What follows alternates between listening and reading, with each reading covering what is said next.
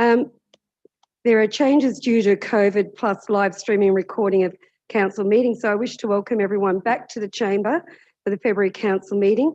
The current advice from the Office of Local Government states that council should return face-to-face meetings from the 26th of March 2021 onwards with a COVID safety plan in place. For this meeting, councillors and council staff have the option of attending via video conference, but I'm pleased to say we are all here today. Council has in place a COVID safety plan for the conduct of the council meeting in the council chamber. This includes that the public are required to sign into the chamber using the QR code and to use the hand sanitizer supplied. We do have Darren Manuel, who's our COVID marshal, and for those that do not have the right phone, he will assist them to come in. If you have flu-like symptoms, you are not to be in attendance at this meeting. Due to the fixed furniture in the chamber, the use of recycled air conditioning and the actual unusable space, the total number of the public who can attend in person is 18, 8 on either side. Members of the public who are from the same household can sit together if they attend. As per the advice of the local government, councillors and council staff are not included in the calculations regarding the number of members of the public at a council meeting. This council meeting is being live streamed via YouTube and recorded and published online via the council website. To those present in the meeting today, by participating in this meeting, you are consenting to your image, voice and comments being recorded and published. The Mayor and the Acting General Manager have the authority to pause the live stream if comments or debates are considered defamatory or otherwise inappropriate. Participants are advised that they may be subject to legal action if they engage in unlawful behaviour or commentary. Item 2 is apologies, for which we have none. I'll move to item 3, the prayer. Councillor Adams. Almighty God, we ask you to invoke your blessing upon this council. Direct and prosper our deliberations to the advancement and true welfare of the people of the council area, our state and Australia. Amen. Thank you, Councillor Adams. Councillor Gallagher, would you do acknowledgement of country? Yes, I acknowledge the traditional owners upon the land upon which we meet and pay our respect to those elders, past, present and emerging. Thank you, Councillor Gallagher. I'll move to item 5, minutes for confirmation. Item 1. Is there a mover? So moved, Madam Mayor. Moved by Councillor Nolan, second by Councillor Adams. Debate? No debate. I'll put the motion. All those in favour? Councillor Nolan, Councillor Brown, Councillor Clark, Councillor Cool, Councillor Kennedy, Councillor Allgate, Councillor Page, Councillor Gallagher, Councillor Adams and Mayor Turley. Thank you, councillors. I'll call for item 6, disclosure of interest, for which there is none. Thank you, councillors.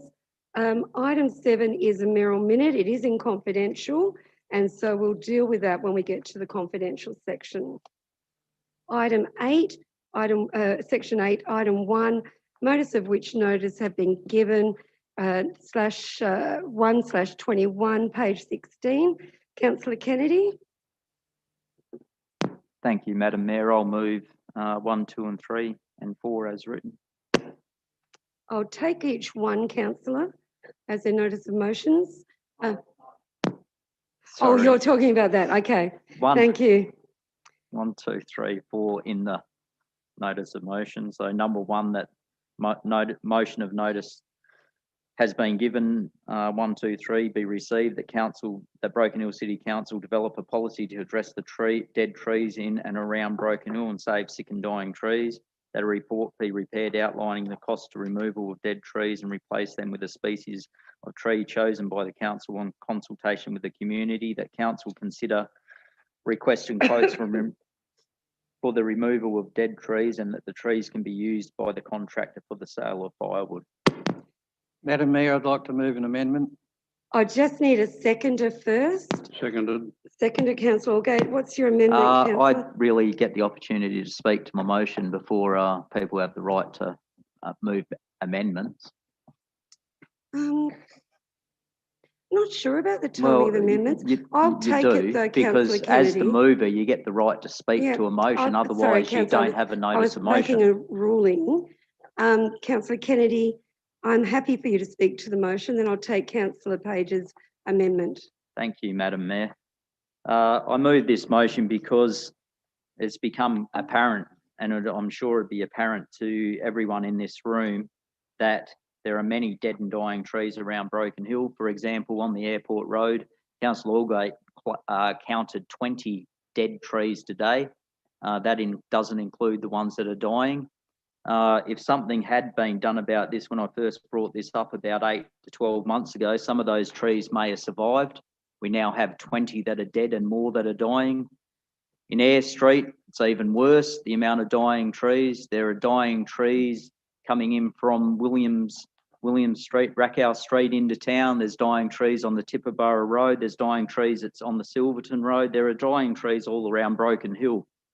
It's gone from being unsightly to now being dangerous. We have branches falling. We have significant trees falling. We have a tree out in Eyre Street that now is pushed up against a fence, that fell down in strong winds. It's only a matter of time before someone's killed in Broken Hill because of a lack of maintenance from the Broken Hill City Council when dealing with dead trees. It has been utterly disappointing for me as a councillor, and I'm sure it's very disappointing for the community that council's allowed our trees to get to this state without doing anything about it. We now are talking about some sort of plan in April this year that will address tree management, risk management, tree inspection, tree selection, guidelines, etc. Why have we waited till April of this year? Is it something to do with an election year? I don't know, but what happened in the last 4 years? Council can't just do things in election year and expect the community to be happy with it. People shouldn't have to wait until there's an election called so that we have dead and dying trees in our city removed before council does something to protect the community. It's not acceptable, and as councillors, we need to do better. Thank you, Madam Mayor. Councillor Page, what's your amendment? Yes, Madam Mayor, on item 4, I think it's very appropriate that this council employs local council people to do the job. So I feel very confident that our workforce, take out the word contractor and put in our workforce actually do this job. They're very skilled people, and I think they're capable of doing it. And they can follow up with the planting of the tree that will tolerate the drought conditions here in Broken Hill. To continue to spend hundreds of thousands of dollars on trees like we've done in the past, most of those trees, 90% of those, or even a bit more, have actually died. So let's, Councillor Kennedy's saying to plant a tree that's appropriate, and I agree. So I'd like to see that one change, and it shows our employees that we care about them having a job. So, Madam Mayor, that's the one change I'd like to see change. Okay. Councillor, Question, so Madam Mayor. it's 1, 2, 3, item 4, remove contractor and put in council. Yes, please, Madam Mayor. Okay, do you have a seconder?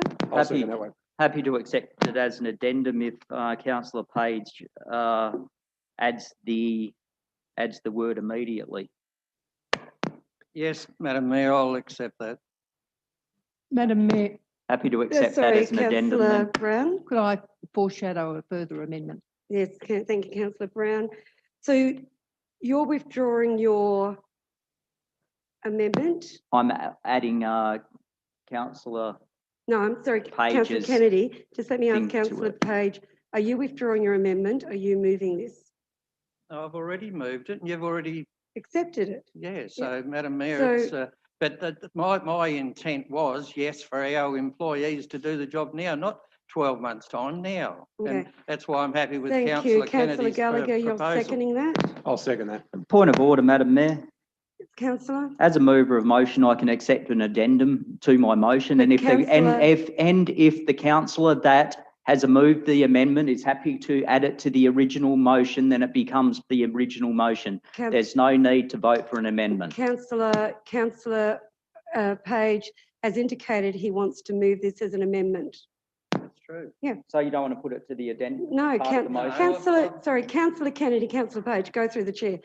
The ruling is Councillor Page is moving this as an amendment, and so it's his amendment. So I'll thank speak against the amendment then. you. Okay. Councillor Page, do you want to speak to your motion?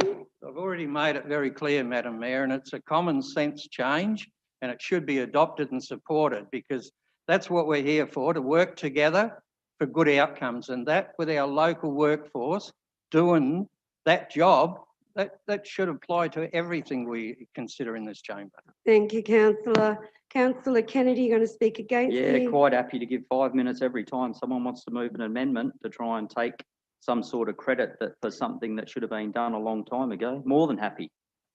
So I'm quite happy to have 20 minutes after Councillor Brown moves her amendment. I can speak all night and to write a reply because it is important what is happening with the trees. It's important. People. I don't know about other councillors, but I know Councillor Allgate regularly has people come to him to talk about dying dead trees. I probably hear from, I don't know, probably at least 15 people a week about what's going on in our city as far as dead trees go. As far as Councillor Page's amendment, I think the Broken Hill City Council workforce would be more than capable of doing the job and should be doing the job. What many of us would know, and it doesn't take much to know, the problem with our Broken Hill City Council workforce is there's no one there to do the job. Over this so-called COVID time, what's actually happened in this amount of time is we don't have the people to do the work. Once upon a time, those trees were maintained and they were maintained by the Broken Hill workforce. The reason our trees are not being maintained at the moment is because council does not employ enough people to do the jobs that are required. We continue to pay rates as ratepayers of this city. The services provided by council, even though they're getting more money than they've ever got, have continued to go downhill. So agree totally with Councillor Page's amendment. As I said earlier, the part that needed to be added to Councillor Page's amendment is that council workforce immediately do it, and the management of council make sure that we have enough people to do that work immediately, not in April, but now. We need to make sure that any trees that are still alive are kept alive, and any dead trees that need to be removed immediately before those trees break off and kill someone in this town, because it's only a matter of time before one of the dead trees around town causes a significant injury to either property or people. And so even though I'm not totally opposed to Councillor Page's amendment, I think that it needed to have immediate added to it, and what is apparently clear and abundantly clear probably to everyone in this room, we don't have the workforce to carry it out. Thank you, Councillor. No further speakers for the motion? Councillor Brown. No, she's a foreshadowed. So no further speakers for the amendment. Okay, I'll put Councillor Page's amendment. All those in favour?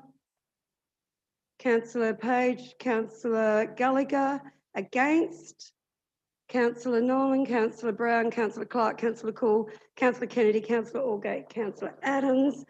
We'll now move to Councillor, sorry, councillors, councillors, we're in the council meeting. Councillor Brown's foreshadow motion, amendment.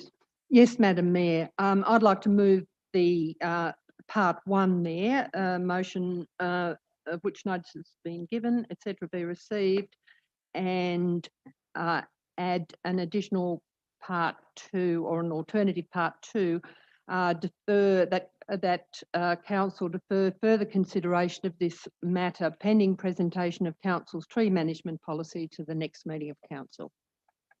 Do you have a seconder? I'll second that, Madam Mayor. Councillor Adams. Councillor Brown, do you want to speak? Yes, Madam Mayor. As the comment by the Acting General Manager makes clear, a lot of time and effort has gone into the formulation of a tree management policy. I know that they've council has used the services of arborists and people who are have specialist knowledge of the trees of this region to make recommendations as to the most appropriate trees that council will use. We've already adopted a policy that every tree will be replaced by 2 trees. I know it's somewhat frustrating that these processes take quite a long time to do properly, but it's no way to deal with a situation such as we're in at the end of the most catastrophic drought this century, which is the reason why the trees are dying.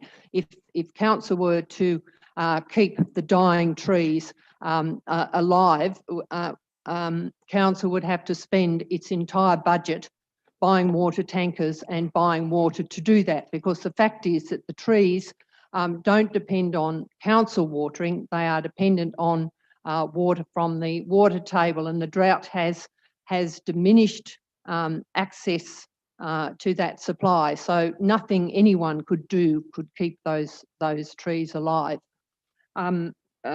I believe that dealing with situations by demanding, an immediate increase in the workforce, such as seems to have been suggested, is just not practicable. It's just not feasible and able to be done. To say that you can't expand council's workforce immediately by employing 12 people next week without any consideration of the cost. It's part of our code of meeting practice that any notice of motion deals with the budgetary impact of what's suggested. I don't see any consideration of that in this notice of motion. I suspect that if you were to do as has been suggested, the cost would be totally beyond our capacity to pay. Madam Thank you. Mayor? Speaking against? Yes, Councillor Madam Mayor. Page? We need to understand this is a safety issue. If those trees, and I don't doubt any day some of those trees could and will fall over, the fact that we now have spoken about this issue, if anyone's injured, this council becomes liable. Those trees have to be removed for a safety reason. If we're going to wait for reports and outcomes, and in the meantime, I can assure you some of those trees will fall over. So I think as far as removing the dead trees, the sooner the better. I have a question, sorry, Madam Mayor. Can I just ask the General Manager, Mr. General Manager, are we removing trees currently with the assessment? What is happening currently about people contacting council, talking about their trees? This isn't slowing that process down, that's still happening, is that correct? Yeah, thanks, Madam Mayor. Yes, that's correct. So at the moment, Council adopted an enterprise risk management plan which deals exactly with this matter. So when we are aware of dead and dying trees, either being alerted by the community or through our workforce, it's risk assessments undertaken by our team and in consultation with a professional arborist, and we remove any of the risks, whether it's removal of a limb or the entire tree, but every single tree that is reported to us, we do a risk assessment on. Can I make a comment there, Madam Mayor? No, sorry, at this stage, I just need to go for a speaker for. So we need to do speakers for and speakers against. We have to do the meeting procedures. Is there a speaker for the amendment? If I could ask a question. Are you speaking? Yes, I'm speaking. I'm just going to go back to Councillor Allgate. Are you asking a question, Councillor Allgate? Comment, Madam Chair, about what the Acting General Manager has just said about the removal of trees. If you request the removal, you know that the council's workforce is basically, it puts it on its priority list and eventually gets around to it. That may be the case, but I had, without request, the council removed one of the trees on the nature strip in front of my premises going back 2.5 years ago. I've asked 3 times, twice by email to the General Manager, the former General Manager, and once from the floor of the council to have the stump removed, and nothing has happened. And yet, the tree that fell over 20 metres away on Pots and Plants car park site was tended to within a few days, and then a few days after, the stump muncher come down and they got rid of the stump. Well, it's not mine, it's the council's stump, which sticks out of the ground about 18 inches, about 400 mils. The council painted it white, asking somebody to fall over it, trip over it at night. It's still there. Okay, thank you, councillor Allgate. You've captured that. Okay, I just need to go through councillors. Is your, councillor Clark, your question is around, you need further information, clarification? Yes. Sorry, yes. I would like some clarification around the tree management plan. Firstly, as the General Manager has stated, this tree management plan has already started by the sound of things if trees are being removed and dangerous limbs are being removed. Otherwise, if that's not the case, when can we see this tree management plan actually begin? Mr. General Manager. Thanks, Madam Mayor. Yes, certainly are doing aspects of the tree management plan, obviously through a risk assessment basis. But yeah, as per a lot of our asset management plans, they're not complete or not finished, and that's what we're working through. This is essentially an asset management plan, and we will make it a priority, which we already have, to obviously get it completed, and that just steps out and formalises the process of how we deal with our trees within the city, and gives a long-term view on it. Right, so we're not waiting until we're not waiting until April council meeting to start this. April council meeting will be expected for us to adopt. Is that right? So just a clarification is that the normal practice is in place for tree assessments. We note, as councillors have said, there's been a massive drought, so there is a lot of trees out there. I think we have quite a significant number, but the tree management plan is like our asset management plan. It's a different process. We're already doing the tree removal, and then the tree management plan will come in. I can recall last year, and Mr. Acting General Manager probably gives some more information about how the arborist came, and there was a whole committee went around and looked at trees. So this has been a priority for the council. It's quite a massive program. Okay, is there a speaker for the motion? Madam Mayor. Thank you, Councillor Nolan. I'd like to speak to Councillor Brown's amendment, in so much as we are currently removing trees or trimming trees that present a risk under the Emergency Management Plan as developed and presented to the Audit and Risk Improvement Committee. Hence, what Councillor Brown seems to be asking is obviously point 1 as written, but point 2, await a presentation of the Council's tree management plan, which is obviously currently still being developed, and then present that to Council the earliest opportunity, preferably, as the motion says, next meeting. Thank you. Thank you. Speakers against? Yes, Madam Councillor Mayor. Allgate. I'd just like to say that I think some of the councillors, some of the present councillors who were on the previous councils would be well aware that we've had reports from arborists before, at least 2 that I can recall, and they should be able to be accessed. The council should have them in its records system. They, at the time, gave information about the things that should be done. And for Councillor Brown to say that the council, and I assume she means anybody, can't save a dying tree, I think is absurd. Yes, it is very, very difficult to do as many that we're talking about, because you're talking about hundreds of trees now. We're not talking about just a handful, we're talking about hundreds of trees. And I accept that to do several hundred would be impossible. But to say, to accept the principle that nobody can save a tree is ridiculous in the extreme, as far as I'm concerned. We've been told in the past that you can build troughs around the trees and you can drill down holes at least 1 metre, and if they're watered regularly, those trees will come back. This is mature trees, gum trees, river gums, spathulatas, you name them. Now, we've been given that information, and yet the Labor Party, again, are deferring it, which they often do with these things, particularly Councillor Kennedy's notice of motion, for another few months. Okay, in April, the plan is going to be developed. How long before, after April, will the plan be implemented? And will we have the resources or the funding to do what is needed then? And I probably think we won't have. Thank you, councillor. Any further speakers for? No, I'll put. Yes, I'll speak for. Sorry, councillor Clark. Sorry.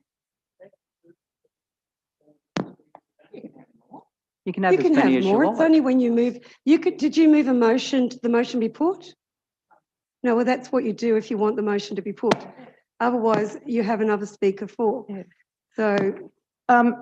I think that what we've got in Broken Hill at the moment is a terrible situation after we've had this drought. The trees have obviously died, not because council has gone about killing them, but because the drought has killed them. Council has done its best, I think, to keep a lot of the trees that we have alive actually thriving. It is amazing. I know we're talking about dead trees, but you can see as many more live trees and you can see them flourishing. I think that the point that I was trying to make earlier was we have already started this work. We have already started to remove dead trees, and this seems to have been the prime point that Councillor Kennedy was making at the very beginning when he was speaking. He was talking about dead trees and nobody removing them and how they had to be removed immediately. Apparently they are being removed. We await the tree management plan because that is going to give us an idea of the types of trees that are going to replace those.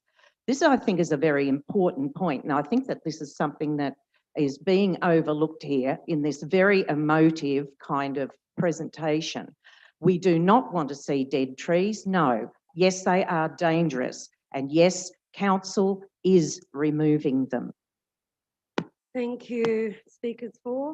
Well, that was Speakers for, against? but as the mover of motion, I'd like to speak to the amendment. No, you haven't spoken already, councillor. You can do Not that. to this amendment, no, I haven't. I find some of the arguments that I've heard, as Councillor Allgate just said, a little absurd. For Councillor Clark, council's always cut down trees. If you think that council doesn't cut down trees at all, then I don't know what council you've been on. But if you look around town, there's hundreds of dead trees. There's hundreds of dead trees. Can I speak without being interrupted, Madam Mayor? There is hundreds of dead trees. Councillor Brown said it would cost our entire budget to water the trees. Our budget's about $30 million. That's 30 gigalitres of water. That's a lot of water, Councillor Brown. To put it in perspective, 1 megalitre costs $1,000. That's 1 million litres of water. If we gave each tree 1,000 litres per day, 1,000 trees, that's 1 million litres or $1,000. I don't know where the councillor come up with our entire budget, $30 million for 30 gigalitres of water. We only use 5 gigalitres for the whole town. 30 gigalitres. Is this, all I can say is I hope people are watching this podcast and hearing what some of the councillors are saying. And I'm glad it's an election year. I'm glad in September the community get the opportunity to decide who's right and wrong on these issues. Because $30 million to water trees. I don't know what Councillor Brown is talking about. I've got 30 trees in my yard and not one of them's dead. Amazing what a little bit of water with a hose does to these trees. Worst drought ever, not one dead tree in my yard. 2005, council moved a motion to replace all trees with new trees that was 16 years ago. Defer to next meeting, Councillor Brown says. Well, it's been deferred since 2005 that I know of. It was deferred from 12 months ago when I first brought it up. This seems to be a council, particularly a Labor council, of defer, no action, dead tree, dead tree, dead tree. We talk about the worst drought as another little furphy people do. 2002, we had a drought, which was the Millennial Drought, which was considered the worst drought. Worse than this drought, but still, this drought may be bad, but not as bad as the Millennial Drought. About 7 or 8 years ago, 600 millilitres of water 3 years in a row Broken Hill got. Some people might remember that the Thomas Street Road had to be replaced because the water table had lifted so much. Come on, if people think that it's only the drought that's killing trees and not a lack of maintenance, then they're sadly mistaken. How do they reckon every other place in Australia keeps their trees alive when it's dry? They water them or they get enough rain. If you don't get enough rain in your yard, your grass will die. What do you do to your grass? You water it. I can tell you right now, no tree needs 1,000 litres of water a day. Most of them get by on 15, 20 litres. So we could water 30 or 40,000 trees a day for $1,000 for the water. Where the cost comes in is actually employment to do that. Thank you, Madam Mayor. Thank you, councillor. No further speakers. I'll put the amendment. All those in favour of the amendment? Councillor Nolan, Councillor Brown, Councillor Clark, Councillor Cool, Councillor Adams, Mayor Shirley. All those against? Councillor Kennedy, Councillor Allgate, Councillor Page, Councillor Gallagher. The amendment becomes the motion. Councillor Kennedy, do you want to write a reply? If there's no further speakers, Madam Mayor, I certainly would. I don't think there would be. Is there any further speakers? No? Would you like a right of reply? Thank you, Madam Mayor. All I'd like to say, and I'll keep it relatively brief because I have said a lot. I appreciate the support of Dave Gallagher, Ron Page and Bob Allgate in this attempt to save trees in Broken Hill, potentially save lives and property, to have the town look nice, to spend money trying in an attempt to have the town look nice. I'm disappointed that the councillors that voted against it to defer doing anything. That's what defer means. So we defer it to next meeting, then we defer it for whatever, I don't know. But defer means take no action. So I say now, I'm very disappointed that the 6 councillors here tonight that voted against the motion voted to take no action. Thank you, Madam Mayor. Thank you, councillor. I'll put the motion. All those in favour? Councillor Nolan, Councillor Brown, Councillor Clark, Councillor Cool, Councillor Allgate, Mayor Shirley. Against? Councillor Allgate, Councillor Kennedy, Councillor Page, Councillor Gallagher. Motion is passed. Thank you, everyone. We'll move to item 2, motion of which notice has been given, report number 2/21, page 19. Councillor Kennedy. Yes, thank you, Madam Mayor. I'll move 1 and 2, paragraphs 1 and 2. Seconded. Thank you. Would you like to speak to the motion, Thank you, councillor? Madam Mayor. As everyone that lives in Broken Hill knows, the importance of not having water restrictions goes in hand with the motion that was put previously. We must, as a community that's so dry, have the opportunity to water in hours that our workforce are employed. It's not a good way to be when we're told we can't water during daylight hours when the vast majority of council employees work during daylight hours. So we need to send this correspondence off to Essential Water and the Minister and the local member to find out why we are still on water restrictions, given the fact that the state government just spent $500 million to get water directly from the Murray via Wentworth weir pool. If we do not do this, we're going to end up and continue to have areas that dry out. The Soccer Oval, for example, at the moment is underwatered, has had plenty of money and was looking nice, but all of a sudden there wasn't enough water and it's starting to dry out, same as the Norm Fox Oval. We need to ensure, firstly, that all our sporting grounds are adequately watered so that we can keep people in town. When we try to get these building inspectors or whatever to be employed in Broken Hill and come to Broken Hill to do the backlog of construction certificates, the first thing they look at is how the town looks, dead trees, dead ovals. A lot of that can be attributed to water restrictions. We need to put pressure on the state government to ensure that water restrictions are lifted immediately. People should keep in mind that what the water restrictions do is allow Essential Water not to turn on their third pump, which costs them money or costs the state government money because they don't pay it. The state government's paying it. The third pump delivers the extra additional megalitres per day that the community needs to not be on water restrictions. And you can bet that it's getting Broken Hill people accustomed to the fact that you will be on water restrictions when mines and toxic waste dumps open out on the Wentworth Road and start using that water ahead of us. So we need to tell the state government now we are not putting up with it. Thank you, Madam Mayor. Thank you, councillor. Madam Mayor, can I move an amendment to that? No. Can I please just say that I've had contact from Essential Water today to say that they are lifting the water restrictions, and the media release should have gone out today. So this is good news. Any speakers against? Not? How come Councillor Page is not allowed to move an amendment? Oh, you're moving an amendment? That's what I asked you, Madam Mayor. Sorry, councillor, I thought you said, can I speak to that? No, Madam Mayor.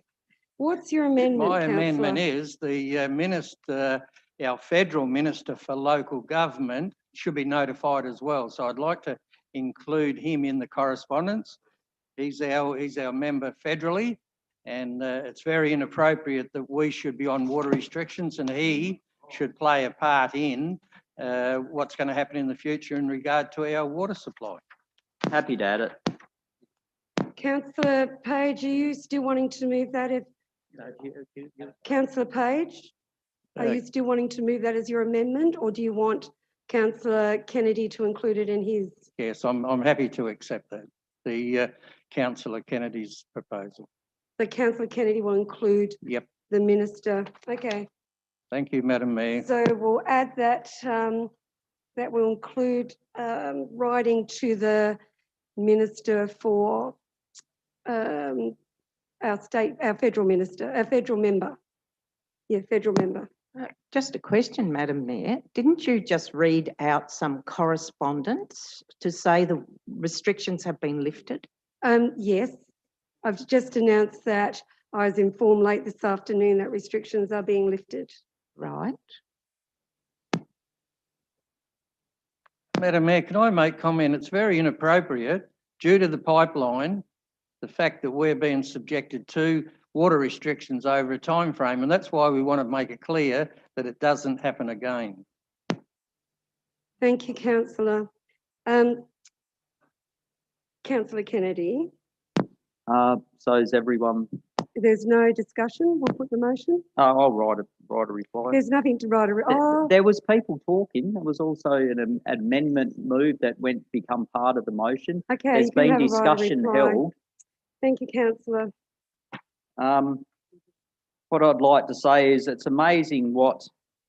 really is amazing what a notice of motion can do as far as put pressure on public bodies to ensure that water restrictions are removed.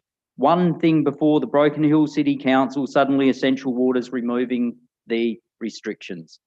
This is why the correspondence needs to continue to go to where it's going, so they get told by the minister and the local member not to do it again. Thank you, councillor. I'll put the motion. All those in favour?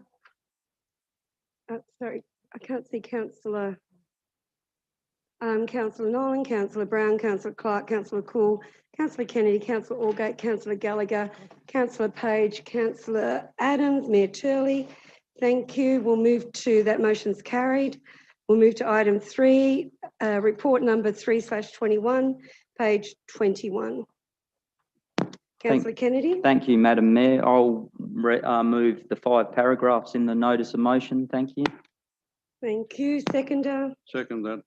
Thank you. Councillor Kennedy, do you want to speak to the motion? Yes, thank you. But I'd just like to ask a question of you, the Mayor, and if you need to pass it on, whatever. Are cats included as part of the Companion Animals Act? Mr. I have Dillon. heard, I'll just Sorry. elaborate on the question. I've heard a number of people being told, and council tells them regularly, that cats are ferals and strays and they're not counted. Mr. Acting General Manager. Thanks, Madam Mayor. Cats are a part of the Companion Animals Act. What we tell people is there's no definition of feral cats in the Companion Animals Act. So, and people cannot take them to the pound for either seizure or handing in. Through you, Madam Mayor, they can, but we need it. It needs to be the owner that takes them in. Right. I'll just use my notes. I'll just tell you that's wrong. Anyway, I think you could respectfully clarify that, councillor. The access is completely different. I'll read it out through my notes of motion. Mm-hmm. When someone's wrong, I can say they're wrong, respectfully wrong. No, but go ahead. When someone's wrong, that's not disrespectful. That's pointing out that someone's wrong. Respectfully, not disrespectfully. No, you would never do that. No, actually, I wouldn't, Madam Mayor, No. because I'm quite respectful of people. I wish some people were as respectful of me as I am with them. Hope people are watching that. I think the camera's that way. Well, I'm talking into the microphone. I don't have to look at them. I move this notice of motion because many people have contacted me about cats and trying to hand cats in for protection, whatever. Council took over the pound off of Tabby, who took cats and took dogs at a very little cost to the Broken Hill community. We're now looking at $500,000 to provide the same service that the local vet actually provided to the community, which I said a number of times in this council meeting that there's no way council could provide the same service for the same amount of money. Many people, and the acting general manager can frown, but we're lucky they're on tape and that. When I said we wouldn't be able to do it, and I was given one lot of figures after another, and I said, how much is it going to cost to administer this? We were told time and time again it would be no more expensive than what Tabby was charging. Lucky it's all on record. Lucky it was taped. So that's there for us all to see. We now are told to provide a service that Tabby provided. We're looking at $500,000 in the report. Tabby took animals, dogs, cats, everything after hours, during hours, ringing up. One of the complaints he had was that the RSPCA was meant to take in turns on weekends to pick up stray dogs, stray cats. They never honoured their part, but he continued to do. Council not only should provide a 24-hour service, but in some respects they are, and probably will have to do a deal with the RSPCA or Tabby again to fulfil their obligations under the Companion Animals Act. Have we got internet here? Yes. Hang on.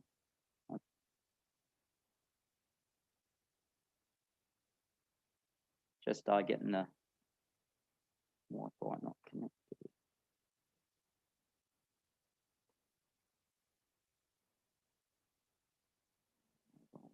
Mr General Manager, while we're... No, it's all right. I'll continue on speaking. I'll just wait till we finish this debate. The Companion Animals Act. The Companion Animals Act means each of the following: a dog, a cat, and any other animal that is prescribed by the regulations as a companion animal. 62 of the Companion Animals Act. Procedures for dealing with seized or surrendered animals.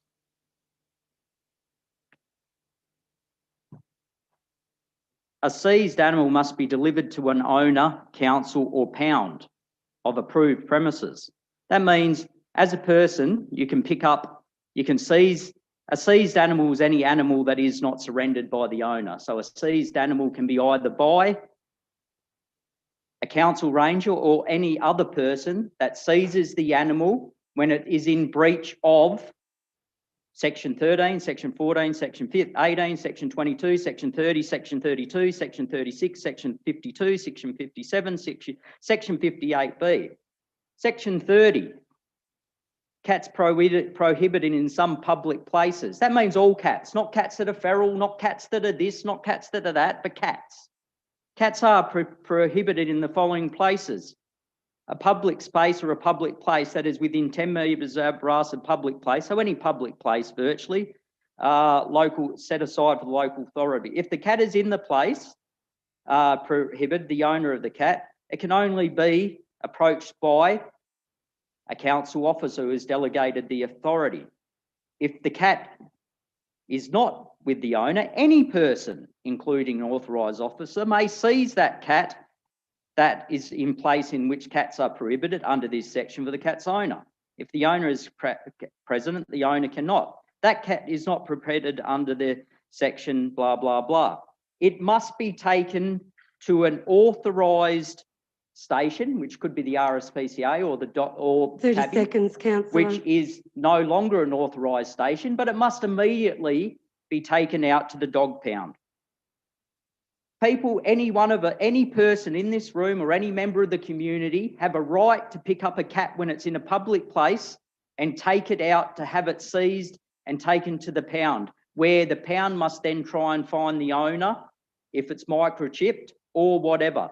So, and that goes the same for dogs. So council's not meeting its obligations under the Act, because when people seize a dog when it's in public property, we have nowhere to take it. And we actually can be fined 30 penalty points for keeping it. Thank you, councillor. Your debate time's up. Mr General Manager, did you want to make comment? No, it's okay, Madam Mayor. Okay. I was just going to say Councillor Kennedy was correct from before, so he's done that now. Thank you. Any speakers against? Councillor LaCour? Thank you, General Manager. Yes, Mr LaCour, Councillor LaCour.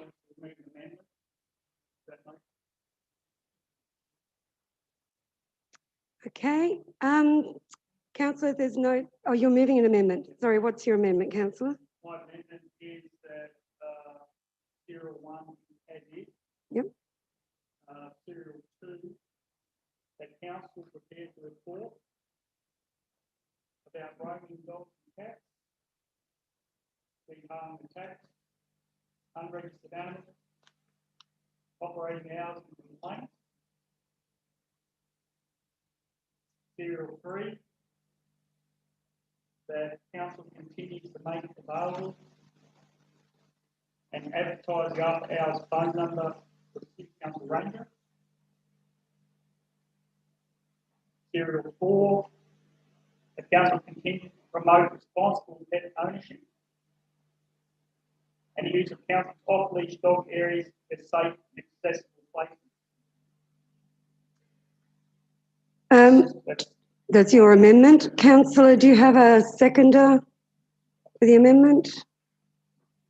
Yes, Madam Mayor. Councillor Nolan, sorry.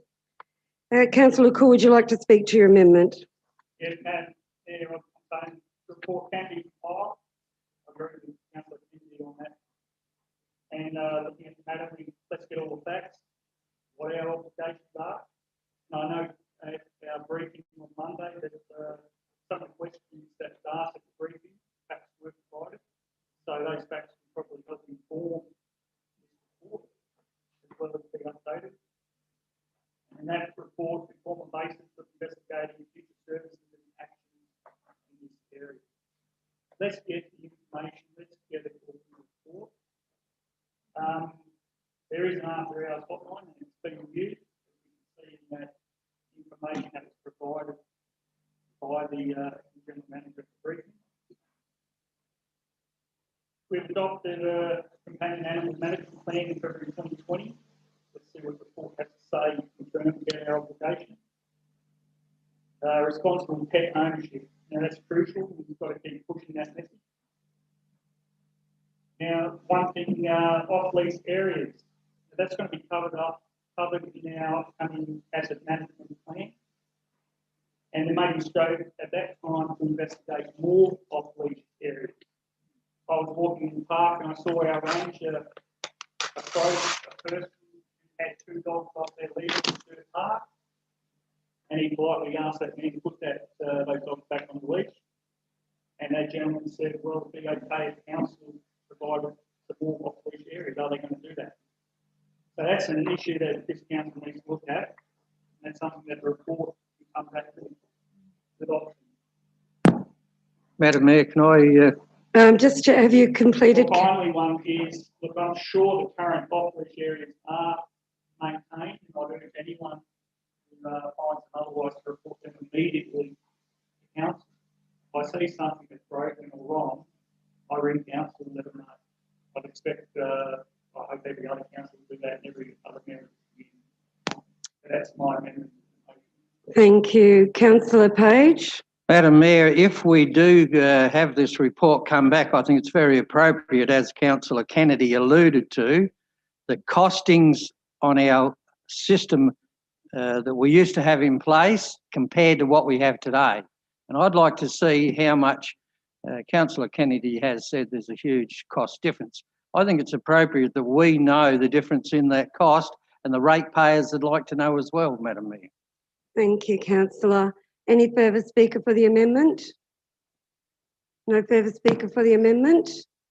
I'll put the... No, I'll speak to the amendment. Oh, okay. No, speakers for the amendment. Yeah, I'm speaking to the amendment as the mover of the original motion. Councillor. Thank you, Madam Mayor. It's fine to say that we must have responsible pet owners, and it's good to have responsible pet owners, but we all know, particularly when fireworks go off, no matter how responsible a pet owner is, dogs get out. Much more difficult for cats. Cats get out all the time. So you can be a completely responsible pet owner and still have your dogs and cats get out of the yard. What we as a council need to ensure is responsible pet management under the Companion Animals Act. We have obligations under 62A for cats and dogs and all companion animal acts, animals under the Act. 2, when seized, provide them with an authorised spot to take them if council's pound is not available, because it's very hard for a person to find a dog in the street and deliver it to its owner. Normal people don't have facilities to microchip. Normal people aren't allowed to keep the dogs for 12 hours when they find them at 5 o'clock when council's decided to knock off for the night and keep them in their laundry. And under the Act, they're not meant to do that. They're meant to hand them over to an authorised area or the dog pound. So when council took over this responsibility, it was obviously a lot more involved than the councillors considered or the management reported.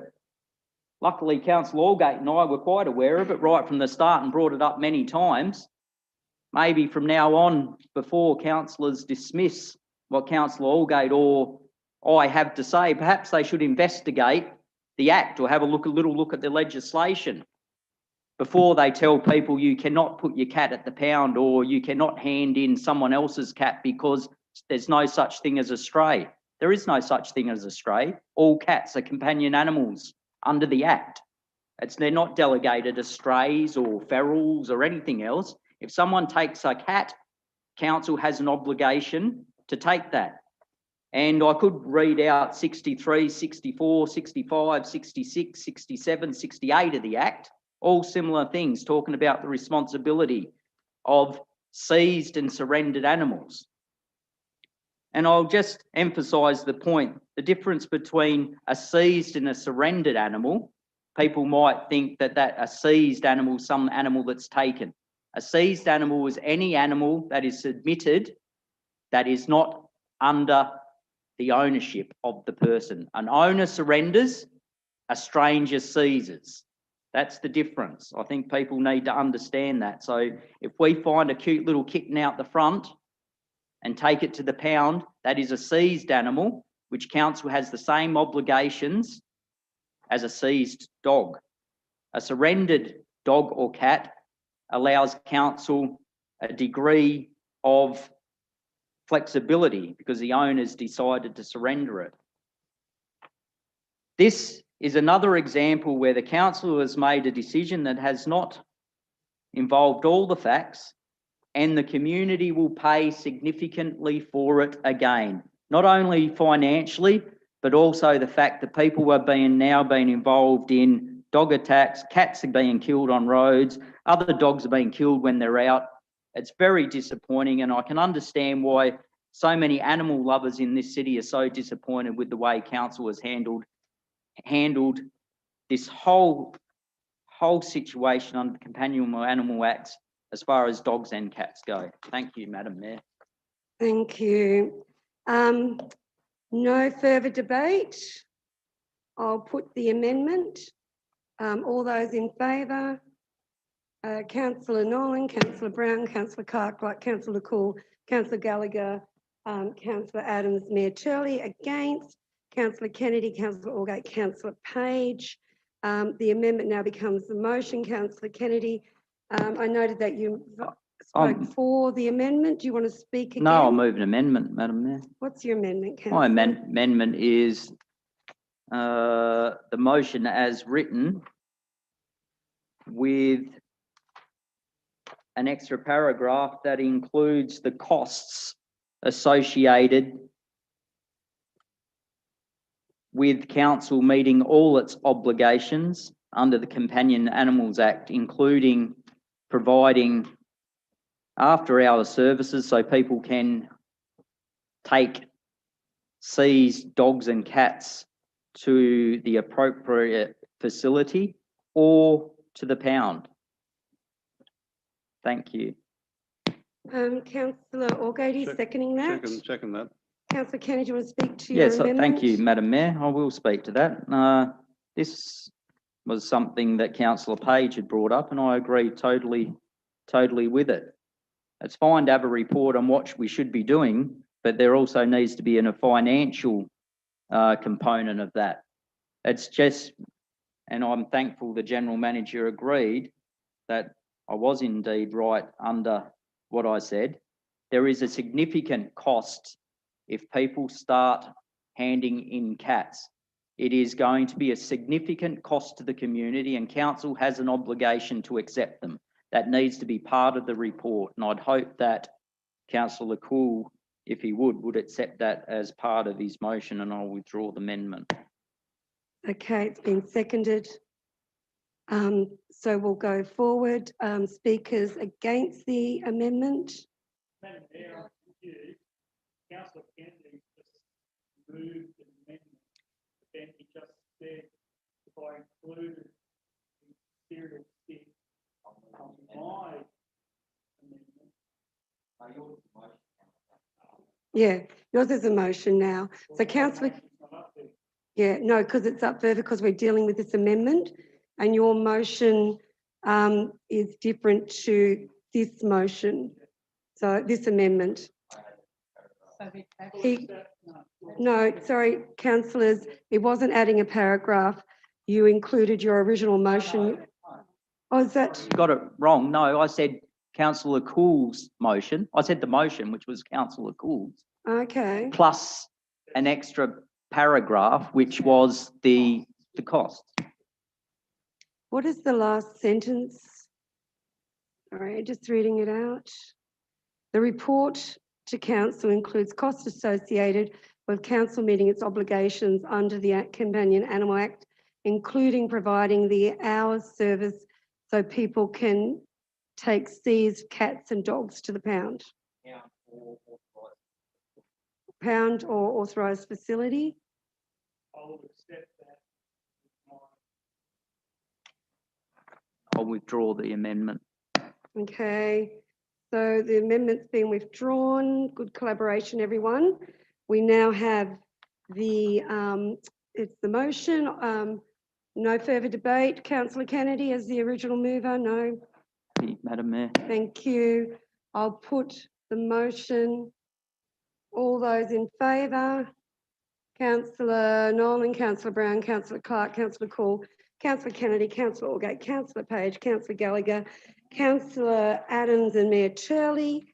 Thank you very much. The motion is passed. We'll move now to item 4, motion of which notice has been given. Report number 4/21, page 24. Councillor Kennedy. Thank you, Madam Mayor. I'll move the notice of motion, paragraphs 1 and 2. Thank you. Seconder. Seconded. Thank you, Councillor Allgate. Do you want to speak to your motion, Councillor? Thank you, Madam Mayor. I move this motion because this wetland, when it was first proposed, I believe it was about 2005 or 6 or so, before council got the actual funding for this project, it was meant to be a bit of a jewel in the crown of the Broken Hill community. It was, and it was when Councillor Page was actually mayor of this city. It was proposed that it be open for walking, an open water area. That water would be used, filtered from stormwater runoff, and could be used to water ovals. None of that's happened. In fact, water has to, in some stages, be pumped in to the wetlands to keep it from drying out. That was not the intended use. And there was over $1 million spent on the Mulga Creek wetlands. It has and still does have so much potential. The Broken Hill City Council did not meet its obligations, and unfortunately this was at a time when the elected body was no longer an elected body, and this went ahead and it seemed to have been allowed to go ahead, be built and then closed off, and met none of its aims to improve stormwater runoff by removing pollutants from the water, promote environmental education, capture and store stormwater, provide a public open space to be enjoyed, enhanced by the public amenity.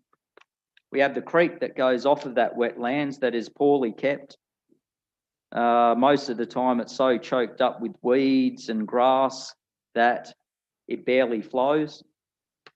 I did have a press release that was from 2014 or 15 that I was going to put in here, and I chose not to, where council said if we actually clean the creek out, it would cause erosion. I don't understand where these people come from, or have they been in Broken Hill for long when they make these comments. The Mulga Creek that comes off the Mulga Creek wetlands has always been, well, up until not that long ago, regularly maintained. I'm sure Councillor Page would remember how often people complained about the Mulga Creek, and it was cleaned regularly. We as a council need to start providing the services that the community want. A number of people have spoken to me about this, and I chose to bring it up because I think it's something that council could do and do well, and add to some of the good things that the council has done as far as providing netball courts, Queen Elizabeth Park, getting grants for the soccer oval, the Norm Fox, Alma lighting. These are things that council have done well, and this could be another thing that council does well by simply fulfilling its obligations when it received the $500,000 grant. Thank you, Madam Mayor. Thank you, councillor. Speakers against? No speakers against. Amendment, Madam Mayor. What's your amendment, councillor? Okay, my amendment would be serial 1 as written, and then that serial 2 points A, B, C, and D be replaced by that a report be prepared detailing the progress of works already undertaken and planned to maintain the wetlands and mitigate the possibility of future flooding in the local area, followed by a serial 3, include the Mulga Creek wetlands in the memorandum of understanding to be developed with Landcare, Broken Hill. Do I have a seconder for that? Seconder, councillor Brown. Councillor Nolan, do you want to speak to your amendment? Thank you, Madam Mayor. I get complaints about flooding because of the wetlands. This week, I went and inspected the work that's been done, and a significant amount of work's been done. I believe it was contracted out to Consolidated to backhoe out a lot of that muck that's built up in dams 1, 2, and I think they're on their way to number 3 at the moment, and just clean the whole thing out because it's terribly overgrown. And then the placement, I can see the placement of cement bags by way of a dike or weir, or there's probably a better word, but you understand what I'm coming at, down the far end to stop water spilling out over the road and flooding properties towards the end of the wetlands area.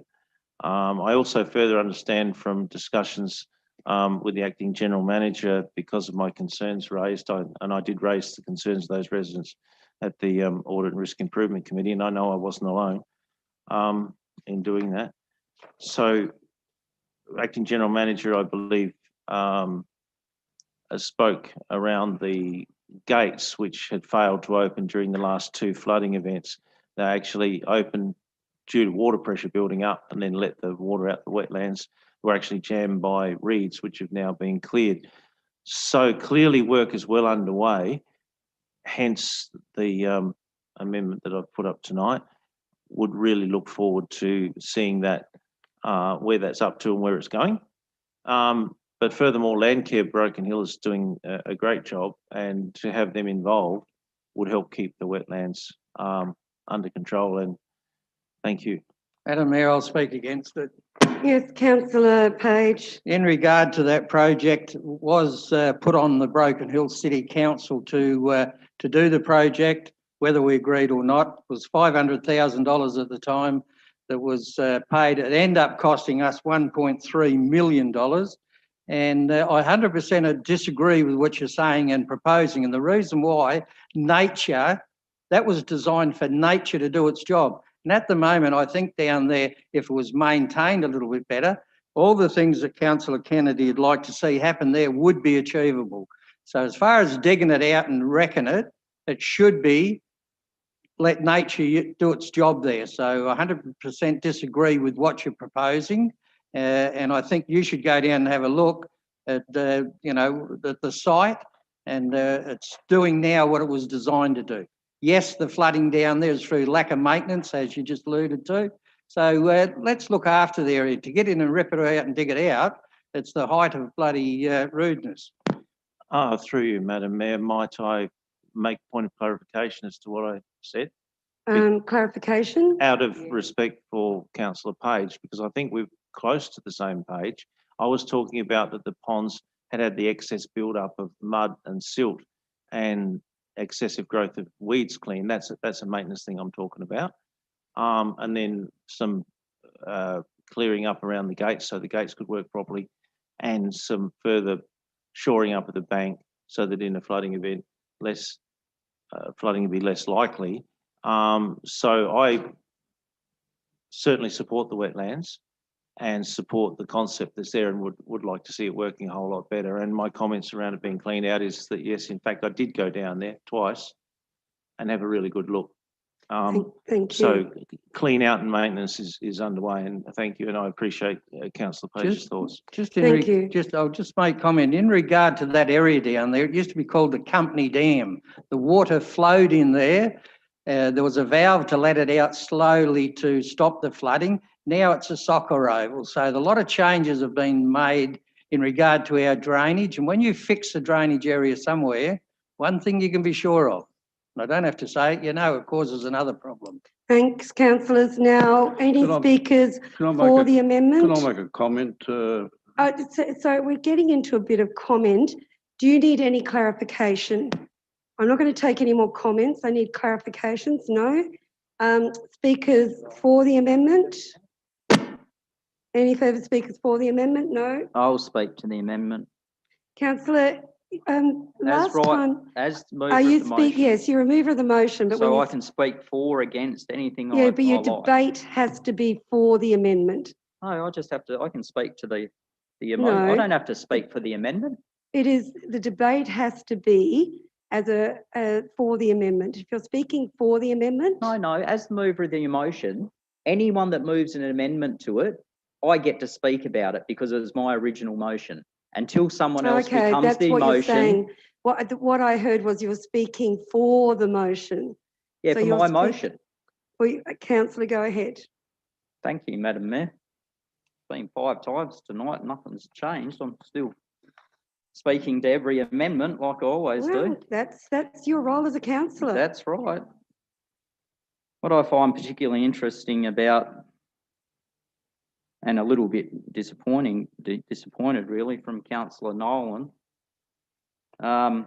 he removed number 2, A, B and C, D, which was to explain why the council got a $500,000 grant and spent $800,000 of community money to do the wetlands, to provide, and if the council looks on page 28, which was straight out of what the project aim was and provided to councillors when they agreed to have that money, which blew out to 1.3 million, as Councillor Page said.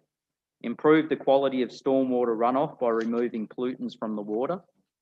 That was in my motion that Councillor Nolan is talking about removing. So Councillor Nolan is saying the community have no right to know why council spent 1.3 million and didn't do what they were obligated to do.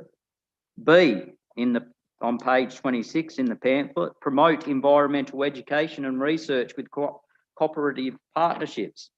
B, in my notice of motion, which Councillor Nolan is attempting to amend to get rid of because he doesn't believe that the community has the right to know why council never did that, even though they spent $1.3 million of community and grant money, which may have been better off spent somewhere else.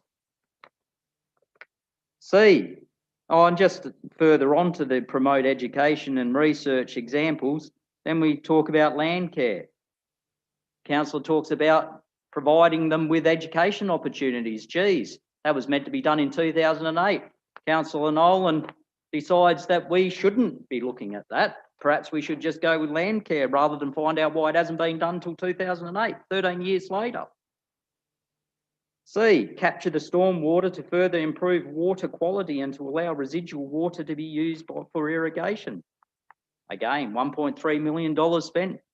Councillor Nolan doesn't believe the community has a right to know why that didn't happen, why soccer can't use that water and save a little bit of money on costs, or that the water that is going out of that would be much cleaner for the Imperial Lake. But 1.3 million, who cares? You know, we spent 20 odd million at the Civic Centre.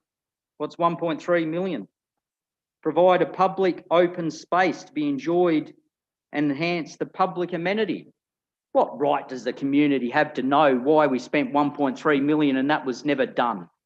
Who are these people that pay rates that think they have a right to ask Point of order, why? Madam Mayor. Yes, what's your point of order, councillor? I have a feeling that councillor Kennedy is grandstanding. He mentioned earlier about some councillors in this room getting ready for an election. I think he is, and I think it's pretty rude of him to be going on as he is at the moment. Councillor Kennedy, direct your debate. Could I be shown under the Act where a councillor grandstands is a breach of the code of conduct, councillor Adams, or She Mayor didn't say, Turley? councillor, she didn't say it's a breach of the code of conduct. She called a point of order. Well, where in the Act is it against meeting rules to do that, Madam Mayor? Councillor, Because I like to learn things when councillor, I'm good. told. We like to educate you too. Well, So please, vexatious, educate. what you're doing to councillor, the way you're behaving with councillor Nolan in the debate comes across as vexatious. And so we would ask you to continue to debate in the manner that you are accustomed to. Well, I apologise if talking about saving the community 1.3 million, finding out about $1.3 million is vexatious. I would hate anyone in the community or the council to think I was being vexatious to ask where 1.3 million would be, so I apologise. Your time is, I don't want you to run out of time, so continue on. Oh, well, anyone else want to interrupt? This is the usual Well, I'm the standard when I'm chair. speaking. I'm trying to But move it comes on. off my time every time you interrupt, Mayor Councillor, I Turley. don't. I actually stopped the clock. So Well- please continue. Well, now I have to go back to apparently anyone's allowed to interrupt me. It's not the same for other councillors. It's quick to be pointed out if anyone else does anything to another councillor. So council had an obligation. They spent 1.3 million, and I find it a little bit disingenuous to believe that the community don't have a right to know why the $1.3 million is spent to produce the Mulga wetlands with the project aimed were A, B, C and D, why any council would believe that the community don't have a right to know why that didn't happen. Thank you, councillor. Any further speakers for the amendment? If not, I'll put the amendment. All those in favour? And again, all those in favour, councillor Nolan, councillor Brown, councillor Clark, councillor Cool, councillor Adams, Mayor Turley, against, councillor Kennedy, councillor Allgate, councillor Page, councillor Gallagher. The amendment now becomes the motion. Is there any further debate before I ask councillor Kennedy if he'd like a right of reply? No further debate. Councillor Kennedy?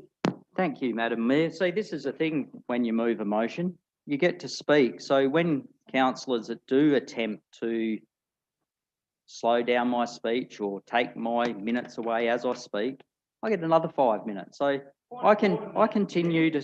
Can you ask councillor Kennedy to get to the point and stop lecturing his fellow councillors? I'm allowed to lecture, actually. No. He's allowed to. I am, actually. Certainly. Was that just Madam Mayor, there was just a threat of a code of conduct there. It's against the Act to mention codes of conduct. He's threatening me with a code of conduct. Councillor Kennedy, please progress with your right of reply. Well, are you going to rule these councillors out of order that are making points I of order didn't that are not actually points of order? They're just interruptions and threats of codes of conduct. Councillor Madam Kennedy. Mayor, point of order. Madam Mayor, look, this is what we've got to get through tonight. That's not a point of order. Well, Oh, here we go again. I said that's not a point of order. You did ask me to rule on point of order. Out of order? Councillor, My apologies, Madam Mayor. Please, can we move on with the debate? Thank you, councillor. Well, would be 2 or 3 minutes into the debate if 2 councillors didn't continue to interrupt. Oh, now laugh, giggle, you know, it's very disrespectful. I really, it's disgusting, you know, this, who makes comments like this? In a public forum where I'm trying to speak on important issues like $1.3 million for the Mulga wetlands, that it's disgraceful. No, it's disgraceful. It really is, Madam.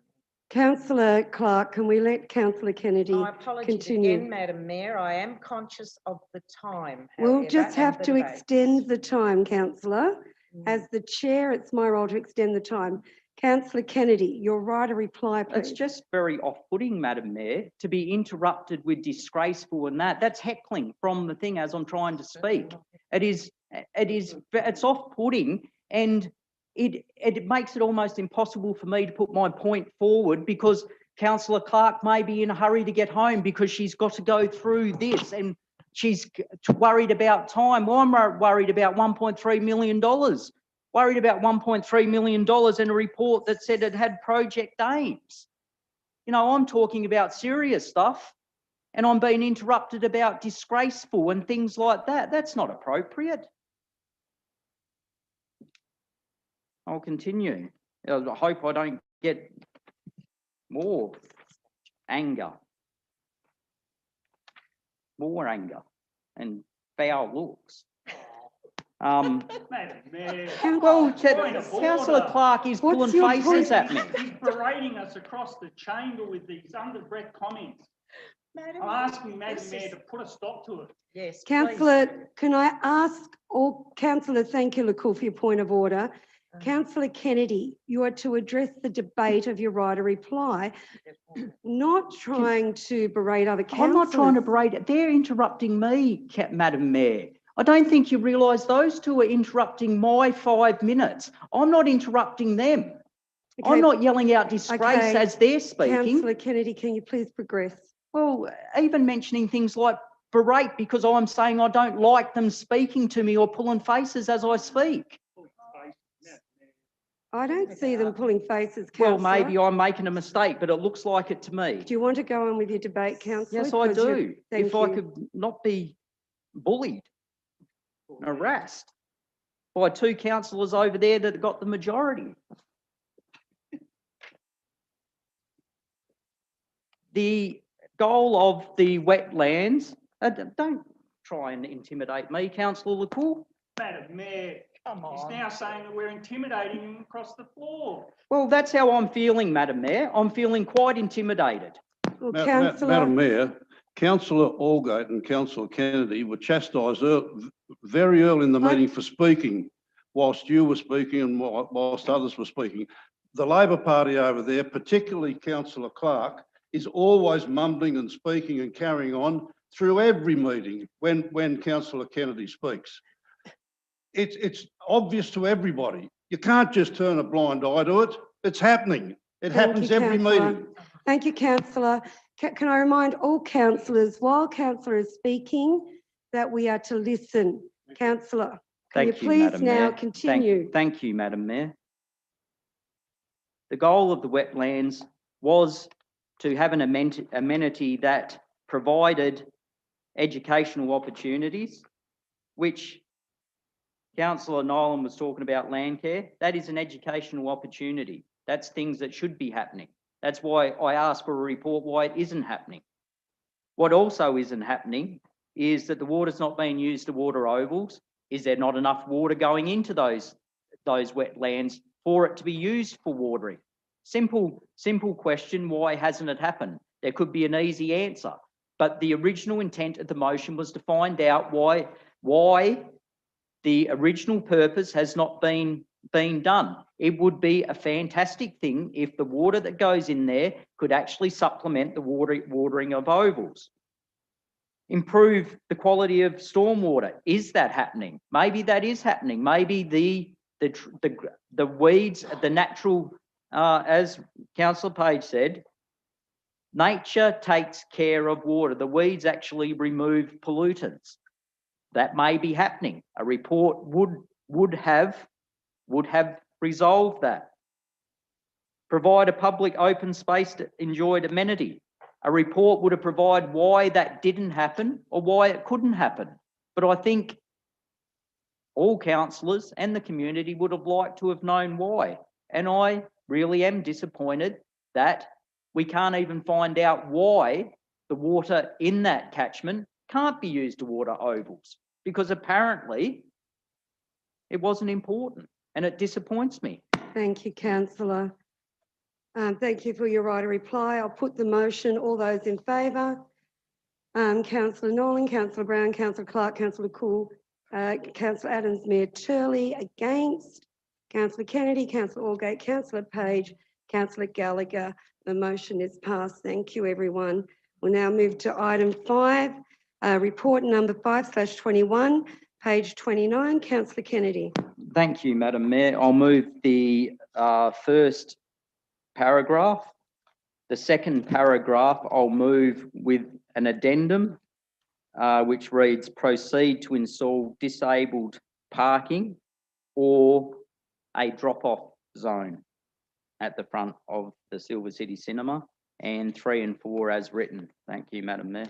So removing start the process to proceed. No, so everything the same except for, so that the Broken Hill City Council immediately start the process to install disabled parking or a drop-off zone at the front of the Silver City Cinema. So the added bit is or a drop-off zone. Okay, Councillor Seconded. Page, you're seconding that? Sorry, councillor Allgate, seconded. Okay. But I'd like to Councillor ask. Allgate? So just got to get Councillor, you're moving an amendment? No, I'd like to ask a question. Can I just let Councillor Kennedy just speak to his motion first? Yep. And then we'll take a question. Thank you, Madam Mayor. I move this motion because I consider John Wren an icon of the city. He is disabled. He was dropped off at the front of that cinema only to get out to walk to the front of his door. It sent a bad message to not only such a valuable member of the community, but also the community as a whole. It sent a message that council was uncaring. Whether that is true or not is irrelevant. Perceptions are way more important than reality. The perception is that it was heavy-handed and unwarranted. This is an opportunity for the council to make amends for what has happened and directly improve a situation that was what I would consider poor public relations for the Broken Hill City Council. Thank you. Any further speakers against the motion? Councillor Page, yes. Is it true that council has started a project down there in regard to the the ramps in the area, the disabled ramps? I thought I'd seen the other day where council put out a press release saying they have started there in regard to the ramps, disabled ramps. You know, you've got footpaths down there, and it's part of your footpath program. Have you started in that area? Mr. Acting General Manager, could you also provide an update of what's been done so far with this position?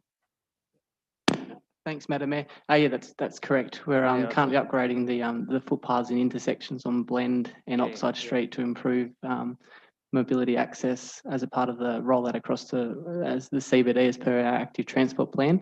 And this matter at the moment is council is doing a full parking audit of the CBD, inclusive of disability parking, pickups and the loading zones, as we had that issue earlier or late last year, and that'll go back to Traffic Committee for recommendations.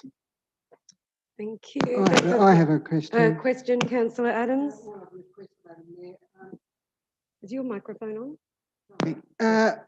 I was just, would the Acting General Manager be able to actually walk us through the events, how this happened? But, you know, once we employed a ranger to tidy up our parking problems, fines were distributed. What actually happened from there as far as step by step? Once someone is found parking in a non-parking zone. Councillor Adams, through you, Madam Mayor. Yeah, so it was in July when this event occurred, and it's as per our rangers will go through the city. Anyone that is in an illegal parking area will get fined if they pick up on it. This is one of those circumstances where it was a no parking zone and you couldn't stop, and the ranger did fine the gentleman as per their direction. At the time, obviously parking a legal spot. So that's the process.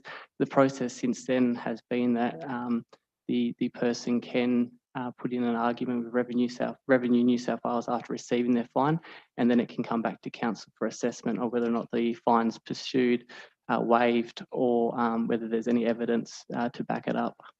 So from that though, is the fine served by council or by New South Wales Revenue? The fine itself served by Revenue New South Wales, but under the instruction from Broken Hill City Council. Thank you. So just to clarify, will when they've put in a request to waiver the fine, does that come to the councillors? Do the councillors have the role in that? It'll go to council staff under delegations and it'll be reviewed, and obviously there is room for leniency in circumstances like this, Madam Mayor. Thank you. A question, please, Madam Mayor, through you. Yes, councillor. Perhaps the General Manager could further elaborate. Has the gentleman involved gone through any process of disputing the fine or asking for the fine to be waived at this point? Thanks, Madam Mayor. Yes. Mr. General Manager, Acting General Manager. Yes, that's correct. We've made contact with the person and they are following it up through Revenue New South Wales. Once that comes back to council, we'll be able to act appropriately. Thank you. Thank you, councillors. Can I just ask one question? Yes. I think I know the answer, but in regard to those fines, we only get a small percentage of the fine, the council. Is that the case? Acting General Manager. Thanks, Madam Mayor. No, we do pay a portion to Revenue New South Wales because they're acting on our behalf, but we get the actual fine amount. Okay. Yes. Thank you. I have an amendment, Madam Mayor, What's your amendment, councillor? that the motion be number 1 and number 2. Okay, thank you. Is there a seconder? Seconder for councillor Adams. Councillor Clark, thank you. Councillor Adams, do you want to speak to the amendment? I agree that there should be some kind of parking, and I actually prefer the drop off in front of there, so that everyone will be able to use that.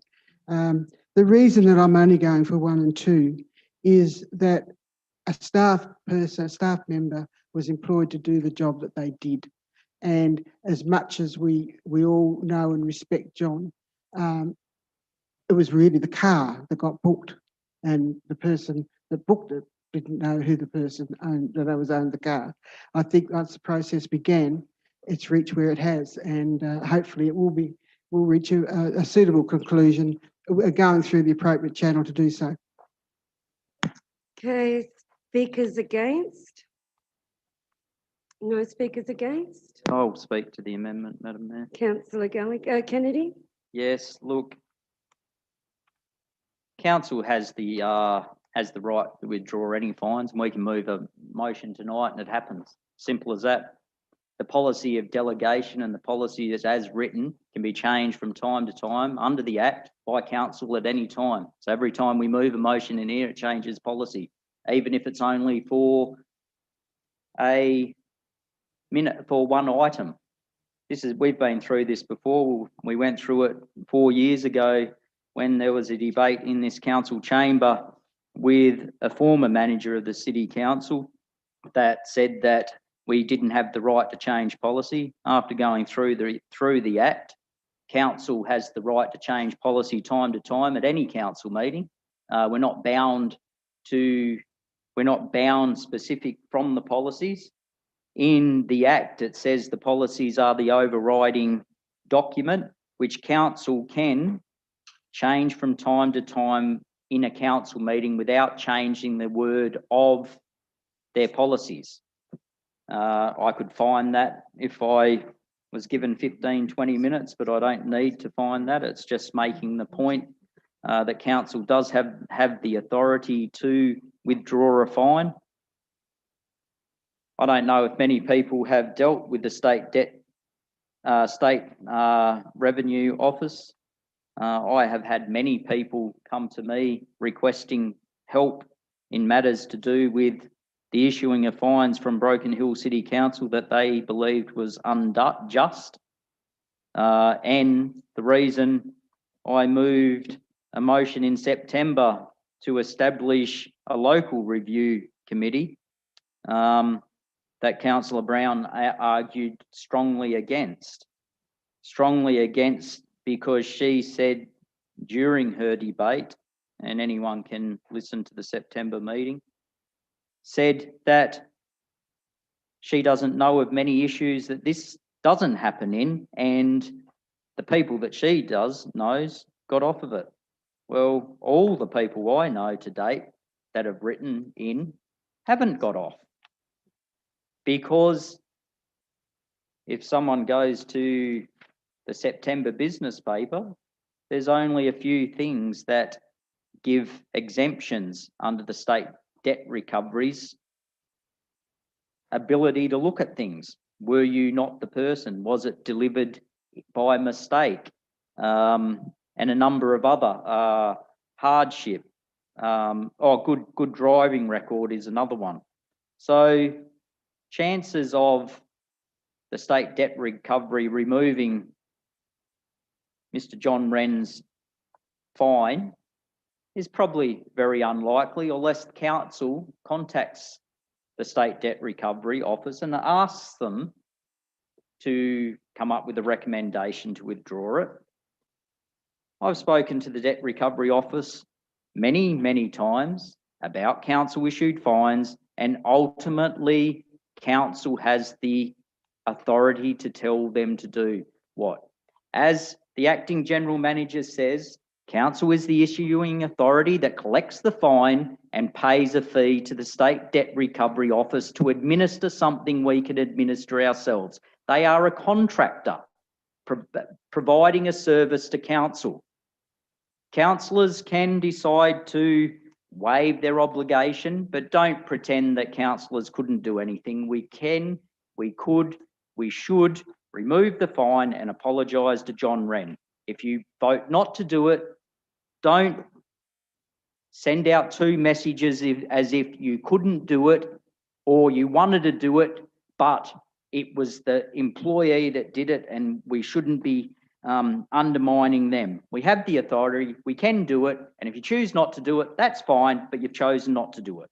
Madam Mayor, can I ask another question? Yes, councillor. My understanding is you've already arranged for the fine not to be paid. Is that the case? Mr. Acting General Manager, and can I add to that, the policy is not a council policy, is it? Or is it a state revenue policy? And can councillors withdraw it, or is it delegated? So thank you, if you can answer them. Thanks, Madam Mayor. Yeah, firstly, it's a council policy for the issuing of fines, and we go through the State Revenue Act. In relation to Councillor Page's question, after speaking to the person when we said to put an objection in through Revenue New South Wales, the intent is for it to come back to council officers to review and apply leniency if required. And thirdly, yes, councillors can waive the fines as the council policy, but these matters are given to staff under delegations to keep it in an operational matter and consistent with the appropriate policy. Councillor Gallagher, Just a comment, Madam Mayor. Having knowing do you have a this- question or No clarification? Just a clarification. Knowing the State Clarification? Debt Recovery Unit as I do, they do issue fines. The governing body does issue fines. It does go back to the relevant authority, whether it's a dog catcher, whether it's the police, whether it's the RMS, whether it's the maritime services, and obviously council, and that ultimately is the issuing officer or the delegated authority have the opposition to others withdraw it, proceed, or proceed or withdraw. Madam Mayor, if one councillor is allowed to make comment, can you apply that rule to every councillor? Yes, I did Not say to just one? Councillor Gallagher not to make a comment, to make a clarification. So I did say that to him, councillor. Apologise. Thank you, councillors. We are up to what a debate. We'll put the amendment to the vote. Sorry, councillor. Yeah. Oh, I think it's on. So is it in our province to be able to waive it, or has that time not occurred The yet? issue is the delegation. We have a policy of delegation that to the acting general manager or to the staff member, that the process is in play, and that if we change a policy, we have to go out to the public. Yeah. We can't just change Okay. policy on the moment. There is a process to change policy. I'll And if move that move a motion of dissent from your ruling, Madam Mayor. Thank you, councillor. No, What's it is your- within our thing to change policy from time to time. I only just finished saying that. Council can change at a meeting a policy, and the general manager did just make it quite clear it is up to council to decide, but to keep it an operational matter, it's best that council remain, not get involved and allow it to continue as an operational matter. That is completely different to what you're saying, completely different to thing that is fact. The general manager just pointed out that we can, but he thinks it's a bad move because it could have unwanted ramifications, more or less, because it separates the governing body from the operational, because you could end up dealing with these things all the time, was more or less the response. Now, council can change policy, and it does not change the policy that would require 28 days notice or whatever. You can make a one-off motion as many times as you like that is in the direct negative of a said council policy. That does not require 28 days notice, unless you are going to then use the policy regularly under that way. We spent 4 years ago, we spent half hour in this chamber arguing about that very point, and council come back with the relevant legislation that did show that councillors can make the decision to go against policy via a majority vote of council without indeed changing the policy at all. No need for 28 days notice, no need to change the policy, but a clear majority of councillors can go against the policy by council decision. Thank you, councillor. Mr. General Manager, did you want to add anything? Acting General Manager, did you want to add anything else to that? No, that's fine, Madam Mayor. Thank you. Thank you. Okay, we'll put the amendment. All those in favour of the amendment? Councillor Nolan, Councillor Brown, Councillor Clark, Councillor Cool, Councillor Gallagher, Councillor Adams, Mayor Turley. All those in favour? Councillor Kennedy, Councillor Allgate, Councillor Page. Sorry, against. Sorry, against. Thank you, everyone. All those against, Councillor Kennedy, Councillor Allgate and Councillor Page. The amendment is now the motion. If there's no further debate, Councillor Kennedy, did you want to have a right of reply? Oh, I think there's been enough on that one. No, I think you gave very good debate, Councillor. I'll put the motion. All those in favour? Councillor Kennedy, Councillor Nolan, Councillor Brown, Councillor Clark, Councillor Cool, Councillor Gallagher, Councillor Adams, Mayor Turley, and against Councillor Kennedy, Councillor Allgate, Councillor Page. Thank you.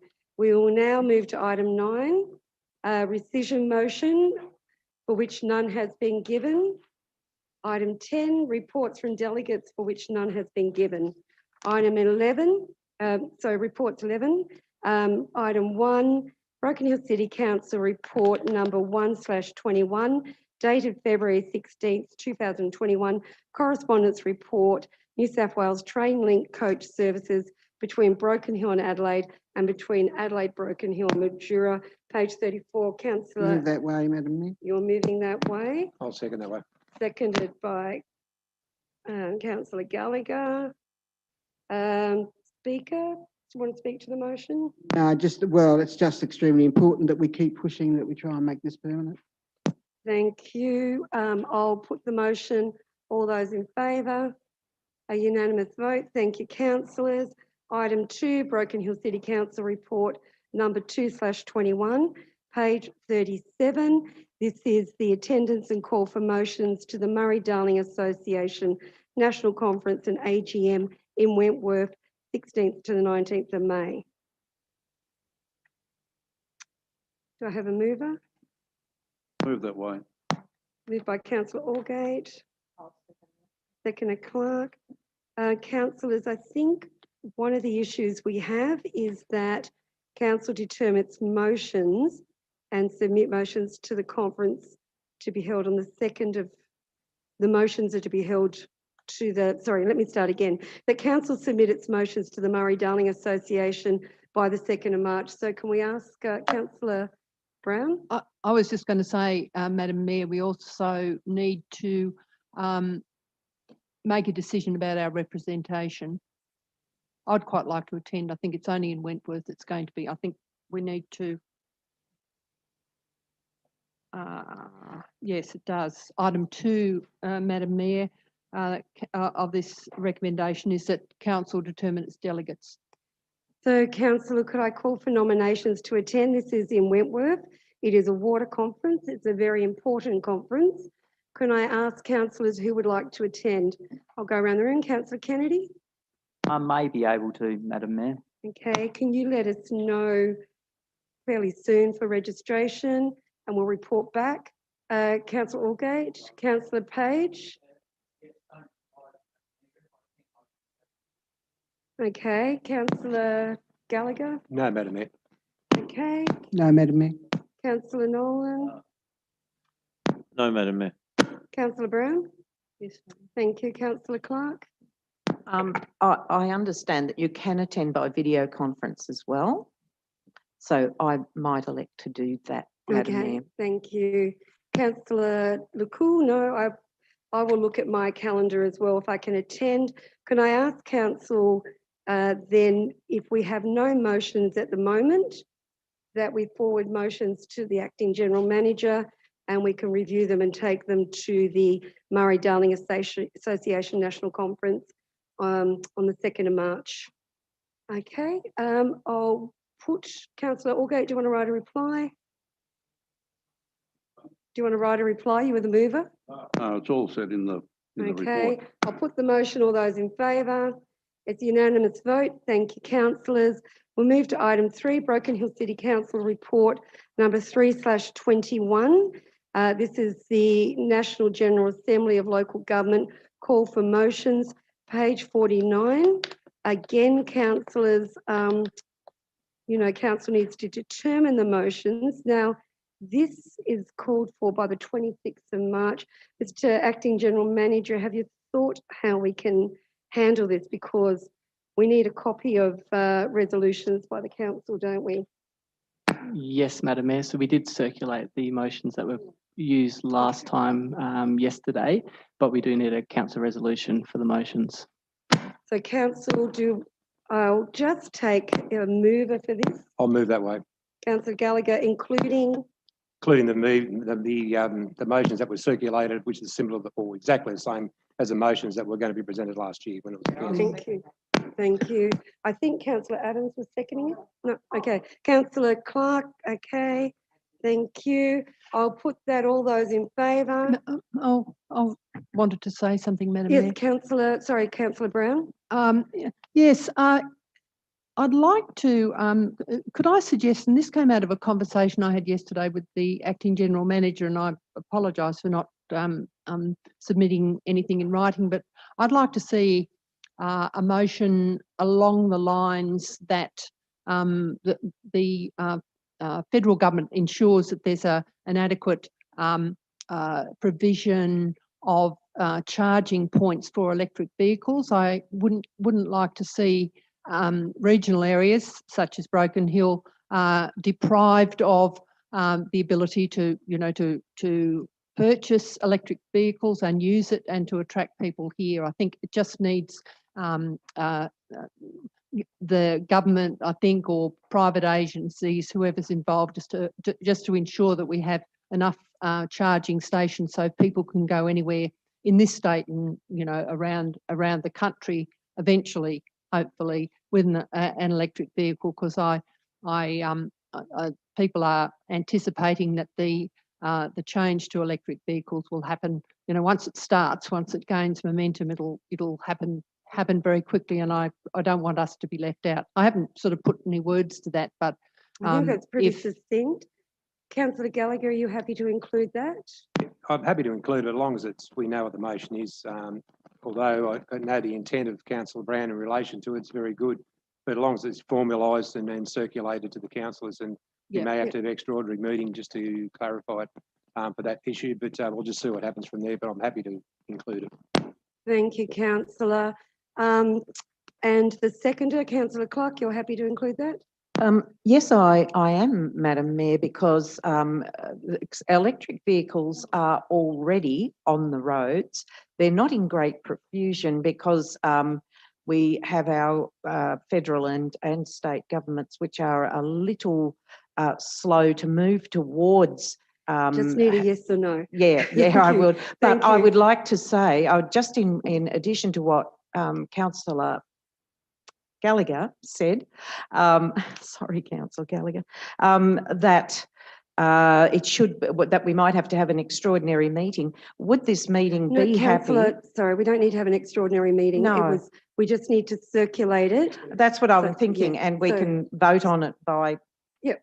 If email you or something. object to it, we'll knock it out. Yeah, Okay. right, thank you. I'll put the motion. All those in favour? Unanimous vote. Thank you, councillors. Can I just say I heard yesterday someone travelling to Adelaide in a car had to go back, travelling to Sydney on their holiday had to go back because they didn't realise there were charging points. So Councillor Brown and I have not had that conversation. Just, Item Madam 4. Mayor, you've made a comment. I'd like to make one too, that earlier tonight we had a presentation and Councillor Nolan made it clear that his son has a electric car and he does his own charging at home. I think we have to have a look at that too to make sure. Thank you, councillor. I don't think, yes, I didn't hear that comment. We're not going into that now. You can put it in. I wonder why. Because we're trying not to get you to comment. Thank you. Item 4, report number 4/21, page 65, delivery program key performance indicators, progress report for period ending 31st of December 2020. Do I have a mover for that? Moved by Councillor Brown. Seconder, Councillor LeCour. Councillor Brown, do you want to speak to that? No, Madam Mayor, I think we just make the same comments that it covers a period that's not yet complete. So those projects that aren't complete, that haven't been affected by COVID, I'm assuming that at the next report, at the end of this reporting period, we'll see lots of green. Thank you. Speakers against? No, I'll move an amendment. Thanks, What's Madam your Mayor. amendment, councillor? My amendment is the recommendations 1 and 2. And number 3, that a report be prepared for council on the backlog of construction certificates and the impact that has had on council and the community. I'll second that, Madam Mayor. Councillor Page. I move that motion, that amendment, Madam Mayor, because quite obvious from what was in the paper today, and I would hope that all councillors are aware of it. I have been probably contacted by near all 60 of those people, I'd say. They are not happy. They're losing faith in not only the Broken Hill City Council, but the Broken Hill community. One fellow waited 18 months and decided to give up and move. That is not an isolated issue. Most are not that long, thankfully, but they are still 6 months, 12 months, and that's a long time to be waiting to get things done. It's not good enough. We, as a council, say we're open for business. We're here to encourage business. We're here to encourage development. And one of the things that is really a core function of council is to approve development applications and construction certificates so that people can do what they need to do. It is disappointing that it's got to this stage, but if in that report it could also mention what council's proposed solutions are too, so not just make it a negative report, but also a report on what council is deciding how they're going to address that, so that that backlog will be taken care of and the community can be given confidence that it will be addressed and hopefully never happens again. Thank you, Madam Mayor. Thank you, councillor. We have that. Speakers against? No speakers against. Sorry, councillor Brown. Madam Mayor, did I move that? Was I the mover? You moved the original motion? Yes, but I'm just saying I didn't have an opportunity to say. Oh, sorry. I would accept that. I would accept that amendment. That's fine with me, Madam Mayor. So you're going to accept? Yes, I'll accept. I accept the councillor Kennedy's amendment as an addendum to the original recommendation. In the motion, okay. Thank you. Good collaboration. I'll put that one aside. So that'll be included in Councillor Brown's motion. If there's no further debate, I'll put the motion. All those in favour? Against, declared it carried unanimous. Thank you, councillors. Mayor, just before you move on, can someone have a look at the air conditioning? It's very warm in here. We'll turn it back on. It's Well, just very that's- noisy. Well, we can open the front door and get some fresh air in. No, just we'll turn the aircon back on. That's Thank sorry. you, Madam Mayor. Yeah. Until you said that, right? I feel hot. Now I feel hot.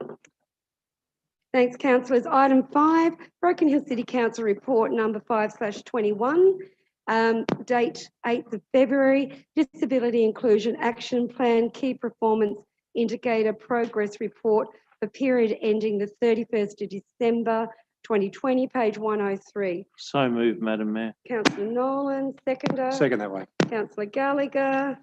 Councillor Nolan, do you want to speak to the motion? Thank you, Madam Mayor. It was very pleasing to see 68 of these key performance indicators on track. It's not perfect. There are still 10 that need attention, but in the non-acceptable range, there are 0. And in the monitoring, there are 0. So there are 10 to get back on track, but there are 68 that are on track and still with some time to go. Look, disability inclusion is so important, especially in a town with an increasingly ageing population, as well as people with disabilities in any case. And it is our responsibility, and it's good to see us getting on with. Thank you. Comment, Madam Mayor. Councillor Adams. Yeah, I'd just like to make the comment that I think it's an extremely good report. Thank you. But what I would really like to say is that it has been wonderful to see the number of people from within the disability services actually becoming part of the disability committee disability meetings. They really know what they're talking about. They're the people that we need to listen to, and we have been listening. And the report shows that. And I just think we're going in the right direction with this. Sorry, councillor, I didn't realise. I thought we wanted clarification. Any speakers against? No speakers against. I'll put the motion. All those in favour? Unanimous vote. Thank you, councillors. Move to item 6, Broken Hill City Council Report 6/21, dated 19th of November 2020, page 138. The draft Queen Elizabeth Park Plan of Management. Do I have a mover for that? Councillor Clark, second by Councillor Adams. Councillor Clark, do you want to speak to that? I think the community is delighted with the speed with which this is progressing, Madam Mayor. It's been on the strategic plan, on the community strategic plan. A lot of people are looking forward to seeing just what council can do with this. Thank you. Thank you. Any speakers against? No speakers against. I'll put the motion. All those in favour? Unanimous vote. Thank you, councillors. Item 7, Broken Hill City Council Report number 7/21, dated February 16th, page 200. This is the draft Renewable Energy Action Plan. Do I have a mover, Councillor Brown? Seconder, Councillor... Sorry? Sorry? Oh. No, Councillor Brown had a hand up. Sorry. Councillor Nolan, are you seconding In it? that case, I'm seconding. Thank you, Madam Mayor. So, Councillor Brown, do you want to speak to the motion? No, Madam Mayor, I think we had quite a bit of discussion and we have had the benefit of the presentation by whatever they're called, Ashley Bland anyway, and his company. There has been no commentary on the, no public submissions on this, so nothing's really changed since this was presented as a draft. So yes, I'm happy to move this. Thank you. Speakers against? Yes, I'll speak against, Madam Mayor. Councillor Kennedy? There's some really good things in this, and the prior presentation to the one tonight about council providing its own electricity generation site via solar. The reason I like that so much. Councillor Kennedy, I think you need to speak closer into your microphone. Sorry, is that better? It's just with the aircon. Oh, okay. I'll start doing my normal loud speaking. No, I don't need to yell at me. I just need to speak into the microphone. Okay. I have good news though. I think the microphones will be new next for March meeting. Okay. There's some very good things in this report. And going to the first presentation, what I liked about it was, and it not only can it help the environment, but it was also about the potential to to save council money and save the community money. The LED lighting was a big thing that was mentioned, and that was the fact that that is night time, so that won't affect the solar, the amount produced in solar. Those other buildings that produce a lot of money, so that was the positive, and I can see the benefits of the positive, and I hope that does go ahead. Other parts of the report I'm not so keen on. I think they cost the community money rather than save the community money. They don't do much for the environment, and I'm thankful that in the report they didn't spend as much time on those things as others. But the reason I speak against this, and I can understand and I hope that it goes ahead, is too often we spend $50,000, then I think it's earmarked for another 50,000, and then 250,000 for the final project to pick a site. You're looking at $350,000. Too often it gets to the point where we spend a lot of money on plans, and it never gets to the point where something's done and we go to the next stage where there is a saving and council has done something for the community. So I speak against it because of the 50,000 that needs to be spent, and all too often we don't get to the stage where there's a benefit. I would like to perhaps have a motion moved that we are going to actually do something and then go on to the next part, rather than get a report and spend the money. We end up spending 350,000 and then it's a no-go. So for that reason, I'll vote, speak against it and probably vote against it. I'll second that, Madam Mayor. And there's no seconding, sorry, councillor. I don't think he was moving an amendment. He was just speaking a motion, councillor. Very enthusiastic my apology, tonight. Madam Mayor, because this is a big issue. Councillor, we've already had a speaker again. Yeah, I'll just make comment. Comment, councillor. Well, Madam Mayor, you make comment, so you know different. Because I'm the chair. You may be the chair to chair meetings. You're not there to have comment, councillor, and you're not there to organise motions. I've never found you disrespectful. Not, Madam Mayor. It's the way you're conducting the meeting. Every time I put something forward, Councillor Kennedy, Allgate, you treat us. No, Madam Mayor, you have your say. We're entitled to have ours. I feel intimidated every time I come. I'm shocked at your behaviour, councillor. Thank you. Madam Mayor, and I'm shocked with you. Thank you, councillor. Remember that. So, councillor, is there no speakers for? Councillor? Yeah, look, I am going to speak for, but only in the sense of... sorry, councillor Page. We've got a speaker for the motion. Thank you, councillor Page. No, councillor, it's fine. Hand off the microphone, thank you. I'm speaking for in the sense I did ask when this was being discussed whether this would be advantageous to some projects that have been presented to councillors by a couple of big companies and have been told yes. I think because of that I do feel that we should proceed with this. I know we're always asking for money, but I think we should proceed for this. It's a well-written report.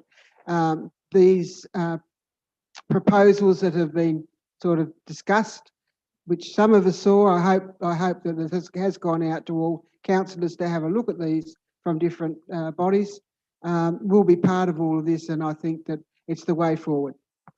Thank you. Any speakers against? You're speaking against, councillor Page?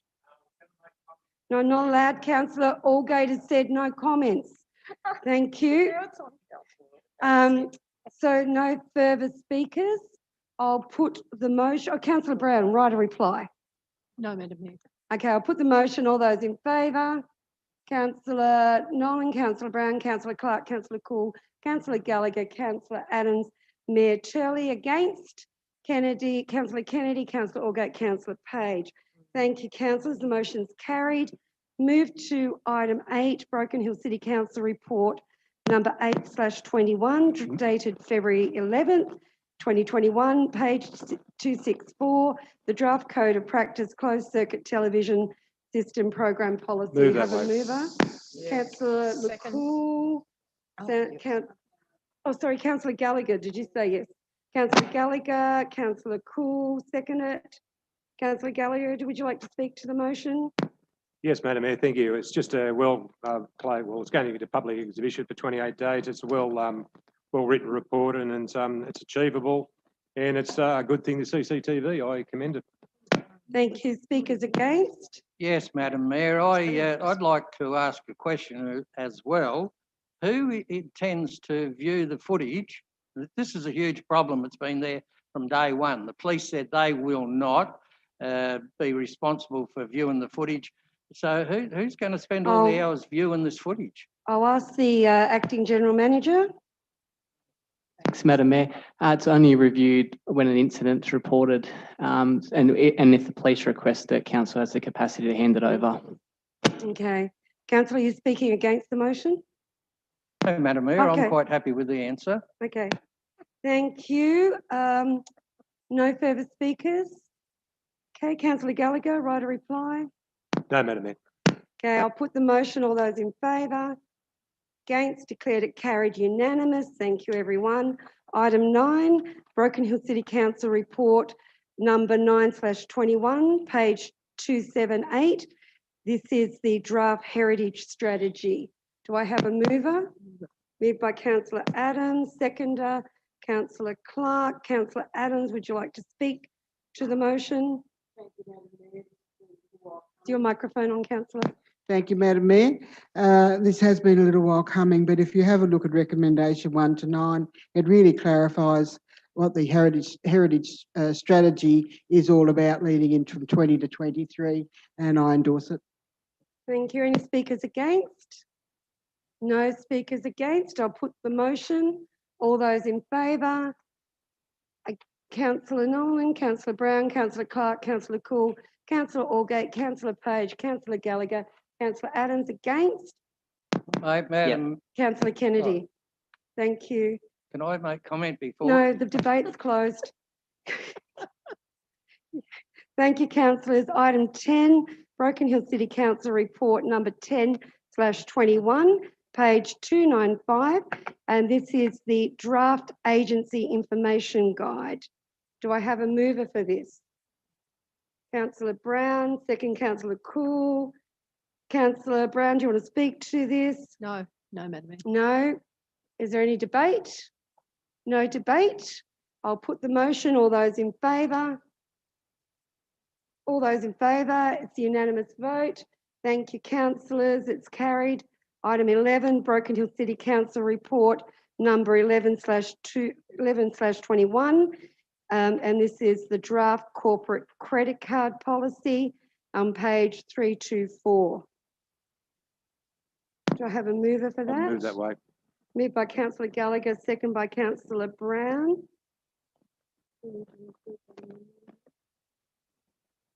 Okay, thank you.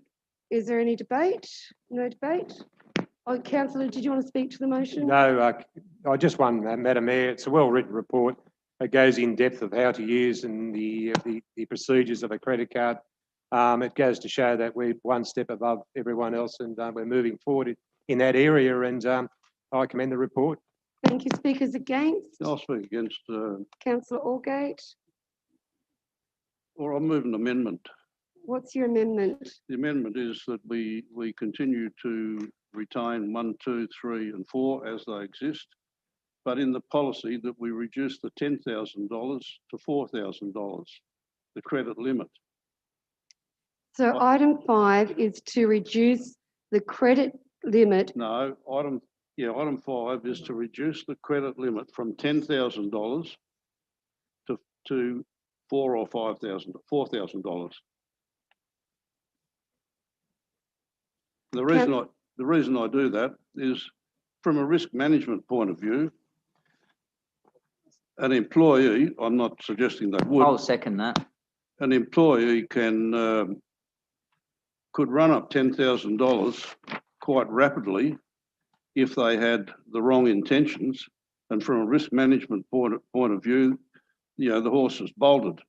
I can't see why there needs to be a 10,000, such a high limit. Going back to the last council, it was $2,000. It's now 10,000. What's changed in that time? I don't think a lot has changed. I'm not sure who the personnel who get these cards, and I'm sure the people that the employees that are given the cards are honest and reliable and trustworthy. But there's always an occasion where, from a risk management, perspective, you can run up $10,000 and then scoot pretty quickly. And some people might be encouraged to do that. I don't think it needs to be as high as it is. Could I have Question, Madam Mayor? Councillor Adams, you're speaking again. No, it was just question. Question? Yeah, Yes, question? from following on there. Does the amount of credit actually be discussed at the Audit and Risk Committee? Mr. Acting General Manager, do you want to address the $10,000 versus 4 and about Audit and Risk Committee and the policy? And then I'll come back to you. Thanks, Madam Mayor. It was discussed at the Audit Risk and Improvement Committee on Thursday around the credit limit. So yeah, just for some clarity, not every single credit card is issued with a $10,000 maximum credit limit. It's based on the need. So a lot of staff, we don't actually have a lot of credit cards firstly, but supervisors and team leaders that do require them will get issued between $2,000 and $3,000. And then some executive leaders will have 5,000. The general manager has 10,000. The reason why the general manager has 10,000 is because the credit card's used for the booking of corporate travel for councillors and for staff when they go away. And at the moment, 5 people flying to Sydney for a night and accommodation, you get up over $5,000 or $6,000 pretty quickly. So it just allows the ease of that to occur. Thanks for that. Madam Mayor, I'll withdraw my amendment. It's a pity we weren't told that in the report, because I still maintain that $10,000 is too great. It probably is not such an issue now that only one person gets the $10,000 card. I would hope that the other cards also are policed quite, and we should, and as a council, we come in for so much criticism about hiding things. Some councils report monthly or quarterly the amount of money expended on various credit cards. Why don't we do the same? Thank you. So Madam Mayor, under the Local sorry, Government I Act. just got to deal with Councillor Allgate first. So he's withdrawn the amendment. So we'll accept he's withdrawn the amendment. Councillor Kennedy touched the button first. Councillor Page, you're going to ask a question? Madam Mayor, under the Local Government Act, we as councillors can view the General Manager's bank card and costings. Under the General Manager, we do not have access to know what, the only one we can know what's been spent is the General Manager. So I think that's been amended in the motion, in the policy. So that's been amended. Thank you, councillors. No further debate. Yeah, I'll move an amendment. What's Thanks, your Madam amendment, Mayor. councillor? 1, 2, 3, 4, and that a report be prepared for the need for the $10,000 credit card, even though it's been outlined here. I think it needs to be written down, and that council will be provided with a quarterly report to be tabled at the council meeting on the expenditure of the $10,000 credit card. The reason I moved that is because transparency is the most important thing.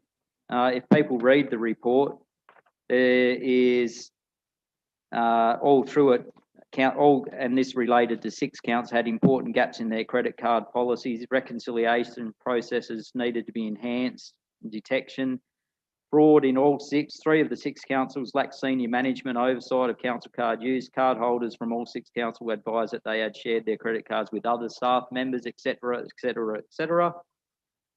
So the reason I moved that is to ensure that the community can be completely happy with what council is doing. All councillors would know that across the state, there'd been a number of councils that had made the media quite recently as far as general managers' abuse of power of spending money. It's not to suggest that our general managers would ever do it, but what it does is it shows a clear transparency from the council to the community. We as a Broken Hill City Council and the General Manager has nothing to hide when it comes to credit card transactions. I'm sure I'm not the only councillor that has people asking questions about credit card use, etc.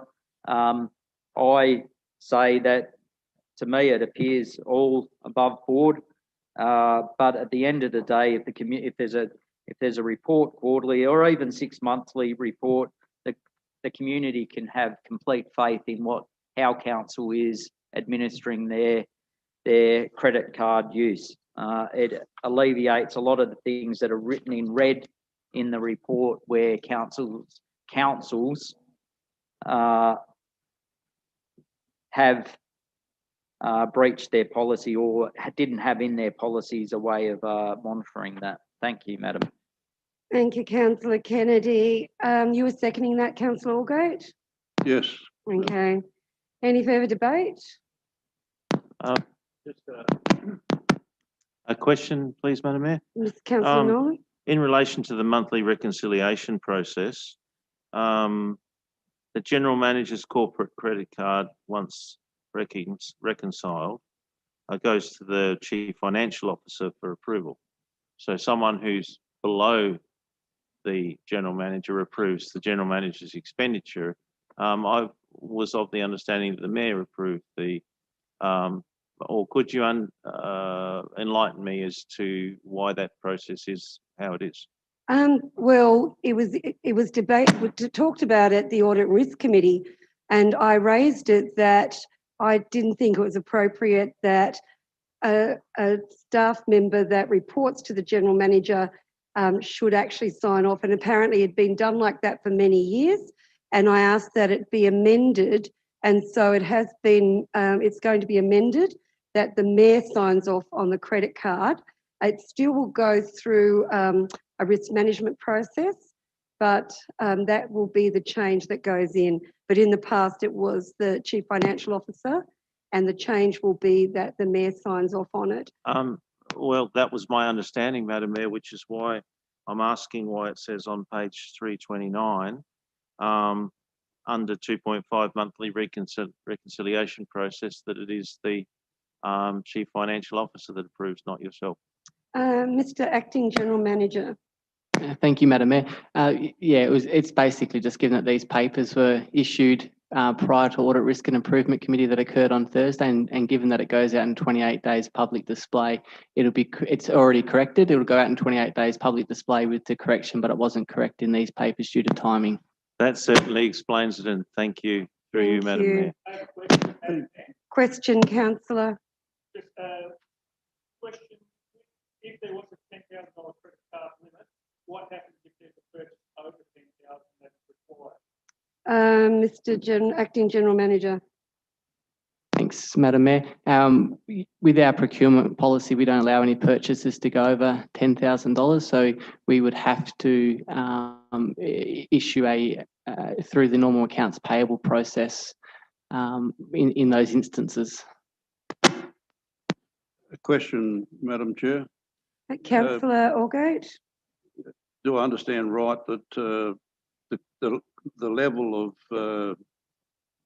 the $10,000 will be spelled out for the General Manager in this public document, the policy, and lesser amounts for other employees? Mr. Acting General Manager. Thanks, Madam. We certainly can, Councillor Allgate. We'll update that and spell it out what level of staff get what amount. Thank you. So we have had a speaker for the amendment, Councillor Kennedy. We've had a lot of questions for clarity. Is there any speakers against? Okay, I'll put Councillor Kennedy's amendment. All those in favour? Councillors, Councillor Nolan, Councillor Brown, Councillor Clark, Councillor Cool, Councillor Kennedy, it's a unanimous vote. Thank you, councillors. The amendment now becomes a motion. I'll put the motion. All those in favour? Declared it carried. Thank you, councillors. We'll now move to item, Just move a motion, Madam Mayor. Sorry? Just noting the time. Oh, is it, we're watching the time closely. Move that we go past 9 o'clock, Madam Mayor. I think we have to wait till we get to 9 o'clock to move past. Done. So, item 12, Broken Hill City Council report number 12/21, the quarterly budget review statement for the I'll move period ending December 2020, page 408. I'll Do I move have a the mover? report. I'll move Second, Madam Mayor. Moved by recommendations. councillor Nolan. No. Speakers again, sorry, seconded by councillor Allgate. And ask some questions. Question, councillor. Can I get some more water, councillor? Question? Is your microphone on, councillor? No. Thank you. First of all, on page 428, it's a simple question. Can I ask what the 482,778 legal fees are in lieu of? Is it more associated with the Civic Centre debacle or other things? Mr. Acting General Manager. Thank you, Madam Mayor. Yes, it's majorly related to the Civic Centre litigation. Right. The second thing is, it's always concerned me in terms of the, on page 414, the capital budget grants and contributions, or the grants and contributions for operation and also for capital. I mean, historically, back from about the start of this term of council, we would average around about 4 or 5 million at best in grants, combined grants.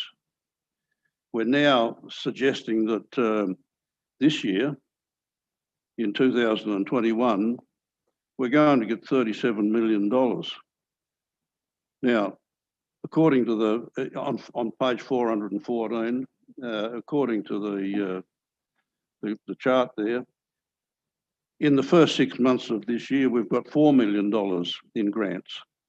So we've got $33 million still outstanding to get in the next 6 months. The question I have is, I always thought it was unrealistic from the start, and I'd be pleasantly surprised if it turned out to be true. But so much is predicated on that 37 million. If it doesn't come to being, that's going to be a real disaster. Can I ask the the mayor or the general manager or the the finance manager, how realistic is it that we are going to get another $33 million in the next 6 months? Mr. Acting General Manager. Thank you, Madam Mayor. It was probably a couple of things there to address, so I'll do them hopefully in order. Firstly, the $30 million that we had in the projected capital grants was based around what we were hoping to get for the library precinct. I think we did put in the original budget that it was $15 million. We also put in grant expectations around Queen Elizabeth Park and O'Neill Park precinct, which we were successful for both of them. So that figure will increase in the next quarterly budget review, given that they occurred in January, as well as the CBD redevelopment. So, I mean, I'm hoping that we will get the funding for the library precinct, and there's $15 million of it straight up. But in the second part of that, what would the impact be? It won't be any impact because we have put these grants in based on those projects. If we don't get the grants, the projects don't go ahead. Therefore, there's no capital expenditure, so there won't be any financial impact to council. I understand. I understand that those projects won't go ahead. That not necessarily. I don't think that's necessarily the case in operational. But I think you hit the nail on the head. You said you're hoping. What I'm asking is, how realistic are those figures? If they're not realistic, they shouldn't be in the bloody budget to start with. We've gone from, if you look on page 429, we've gone from the last couple of years getting about 6 or 7, between 5, 6 and 7 million total in grants. So this year we're going to get 37 million in theory, or we're hoping, and then it goes down to $20 million next year. How you can pinpoint such a significant figure 12 months in advance is beyond me. And then we go back to a more realistic figures from there on in, around about 7 or 8, or sometimes 10. There just doesn't seem to be any logic to the ability to gain the grants that you're suggesting that we hope we'll get. And if you just hope something, you're going to hope something, you're going to get it. It shouldn't be in the report as far as I'm concerned.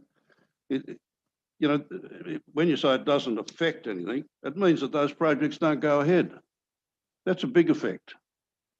It mightn't affect the operation of the council as such, because you just don't do that work. But some in the public understand that, I don't believe there should be a library, but there are others perhaps that do. There are others that I believe the Sturt Park and some of these other projects, they are good projects. There's no doubt about that. But this pie in the sky business of putting $37 million in, hoping that we'll get it, it's misleading. Mr. Acting General Manager, did you want to make another comment or? Yeah, thank you, Madam Mayor. Yeah, just to clarify, the operational grants that we've put in there, 100%, we will get that thereabouts. So around that $6.7 million. And the second part, just again for clarity around those capital projects, that council made a commitment to go ahead with those shovel-ready projects. And we used the library for an example, which means it went into our capital budget, and we had it grant dependent. So it makes it really clear to the grants and the government that council's got their contribution, but we need their contribution. But as soon as we've got it, council's committed to construct it, which is what we need for the grant program. Thank you, Councillor. I accept that. When you say shovel ready, the last time I shuddered when I heard that shovel ready, when Mayor Winston Kai kept telling us that the parklets were shovel ready, there was never a plan, a design, or nobody knew what it was, but everything was shovel ready. None of it went ahead. The money that BHP give us, we expended $700,000 and then had to dip into the annual rates income to pay that, to put that 700,000 back to make it the 5 odd million that BHP give us and send it back. I'm not suggesting that. I just believe it's very difficult to explain to anybody in the public that we're going to get that sort of money and that we're going to do those projects. Thank you, Councillor Page. You have a question? Yes, Madam Mayor. In regard to the surveys that have been done in regard to the library in Argent Street, what are the findings?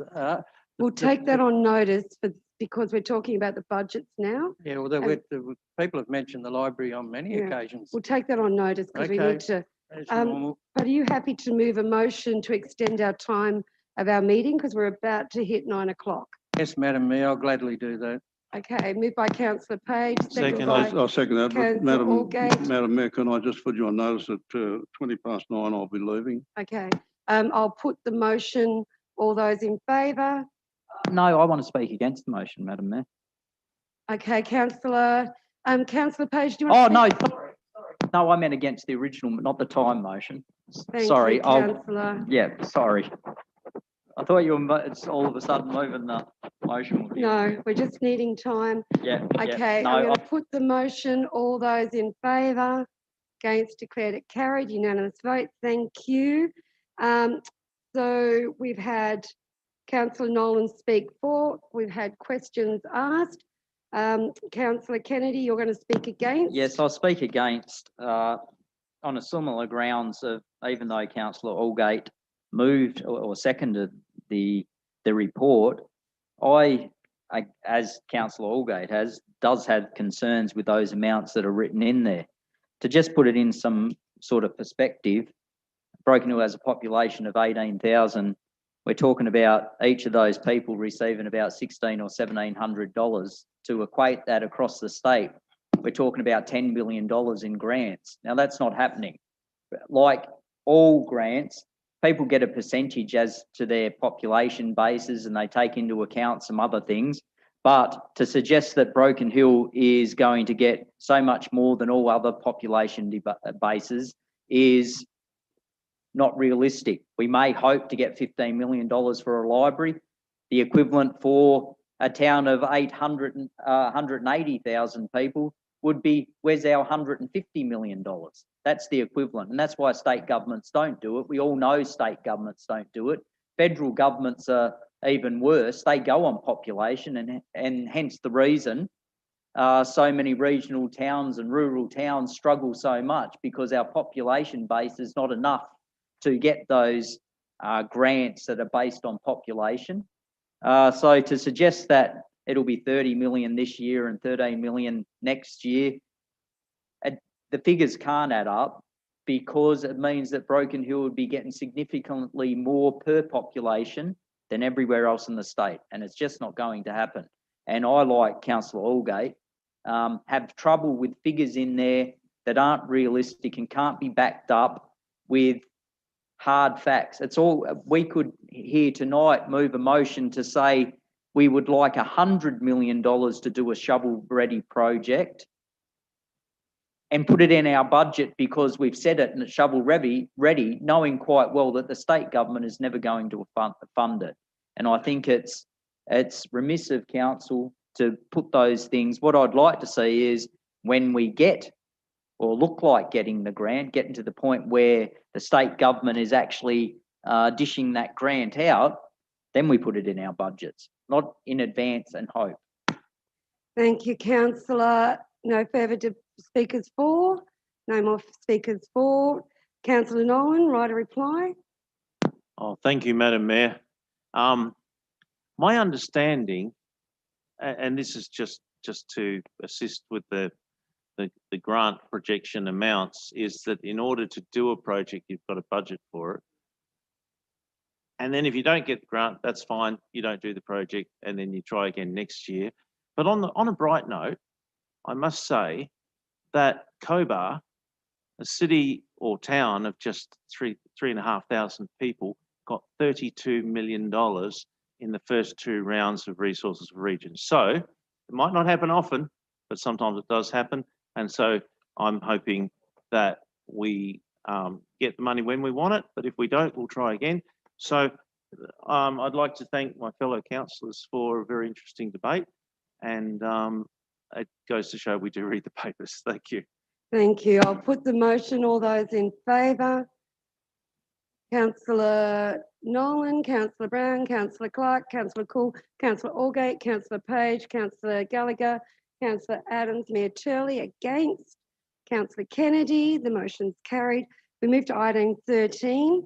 This is report number 13/21, Can I, page 433, the proposed borrowing for the waste fleet renewal. Do I have a mover? Mover by councillor Cool, seconder, councillor Gallagher. Councillor LaCour, do you want to speak to the motion? Madam Mayor, I think it's pretty clear. You got a trouble with your microphone, Yes. have you? It's broken. It's pretty clear in the report, the cost benefits of going ahead. Councillors Kennedy and councillor Allgate, Just trying to work out what item we're on, Madam Mayor. item 13. 13, thank you. I'll just wait till they're up to, you've got it now, It's right pretty, in front of you. yeah, it's pretty clear in the report, the cost benefits and to the community and council of maintaining our waste fleet and ensuring that that service continues. Thank you. Thank you. Speakers against? I'll move an amendment, Madam Mayor. What's your amendment, councillor? I move an amendment that a report be prepared for council to be at the March meeting for all expenses and revenue for the last 3 years for the waste service operations, including revenue for commercial operations and gate charges and fees. Did you get that, Lisa? Oh, yeah. I'll second that, Madam Mayor. Sorry, councillor Page is seconding that. Yeah, no, that's the, I move that because it's quite obvious that there isn't as much money as there should be in the waste services operations. We've been collecting money at the gate, which has been spent wherever. We've been collecting money for bins, green waste bins. We even got $6 million for the Wentworth to Broken Hill pipeline, which is going to be used on a library instead of the waste facility. Now, there was a cost to the waste facility, but all the income was used to transfer it somewhere else.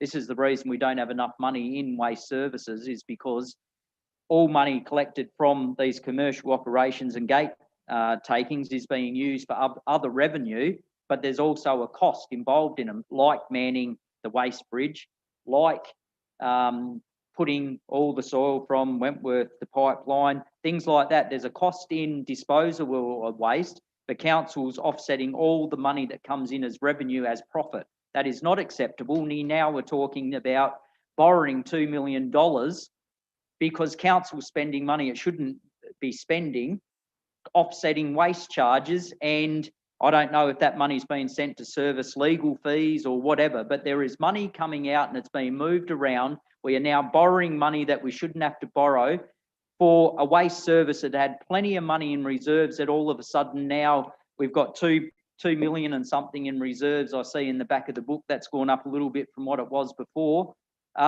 Council's always had a good amount of money in those waste reserves that are always been able to pay for what was needed out there, including compactors, everything we've needed. Waste services have been able to pay for it. All of a sudden, we're talking about borrowing over $2 million.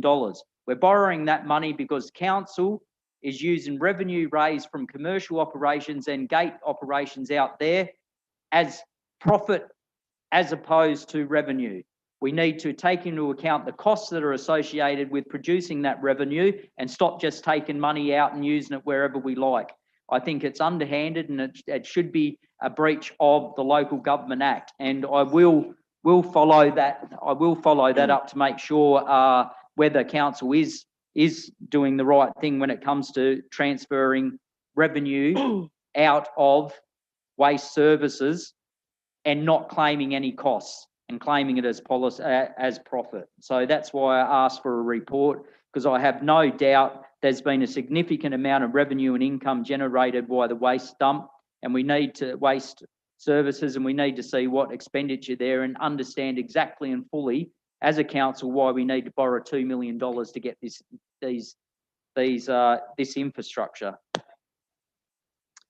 Thank you, councillor Kennedy, for your amendment. Just a Second by question, Madam Mayor. councillor Is LaCour? that amendment going on the end of the recommendation? Councillor, no, it's not. I would like that before, Madam Mayor, I'd like that before we look at borrowing money or anything else. We need to know exactly what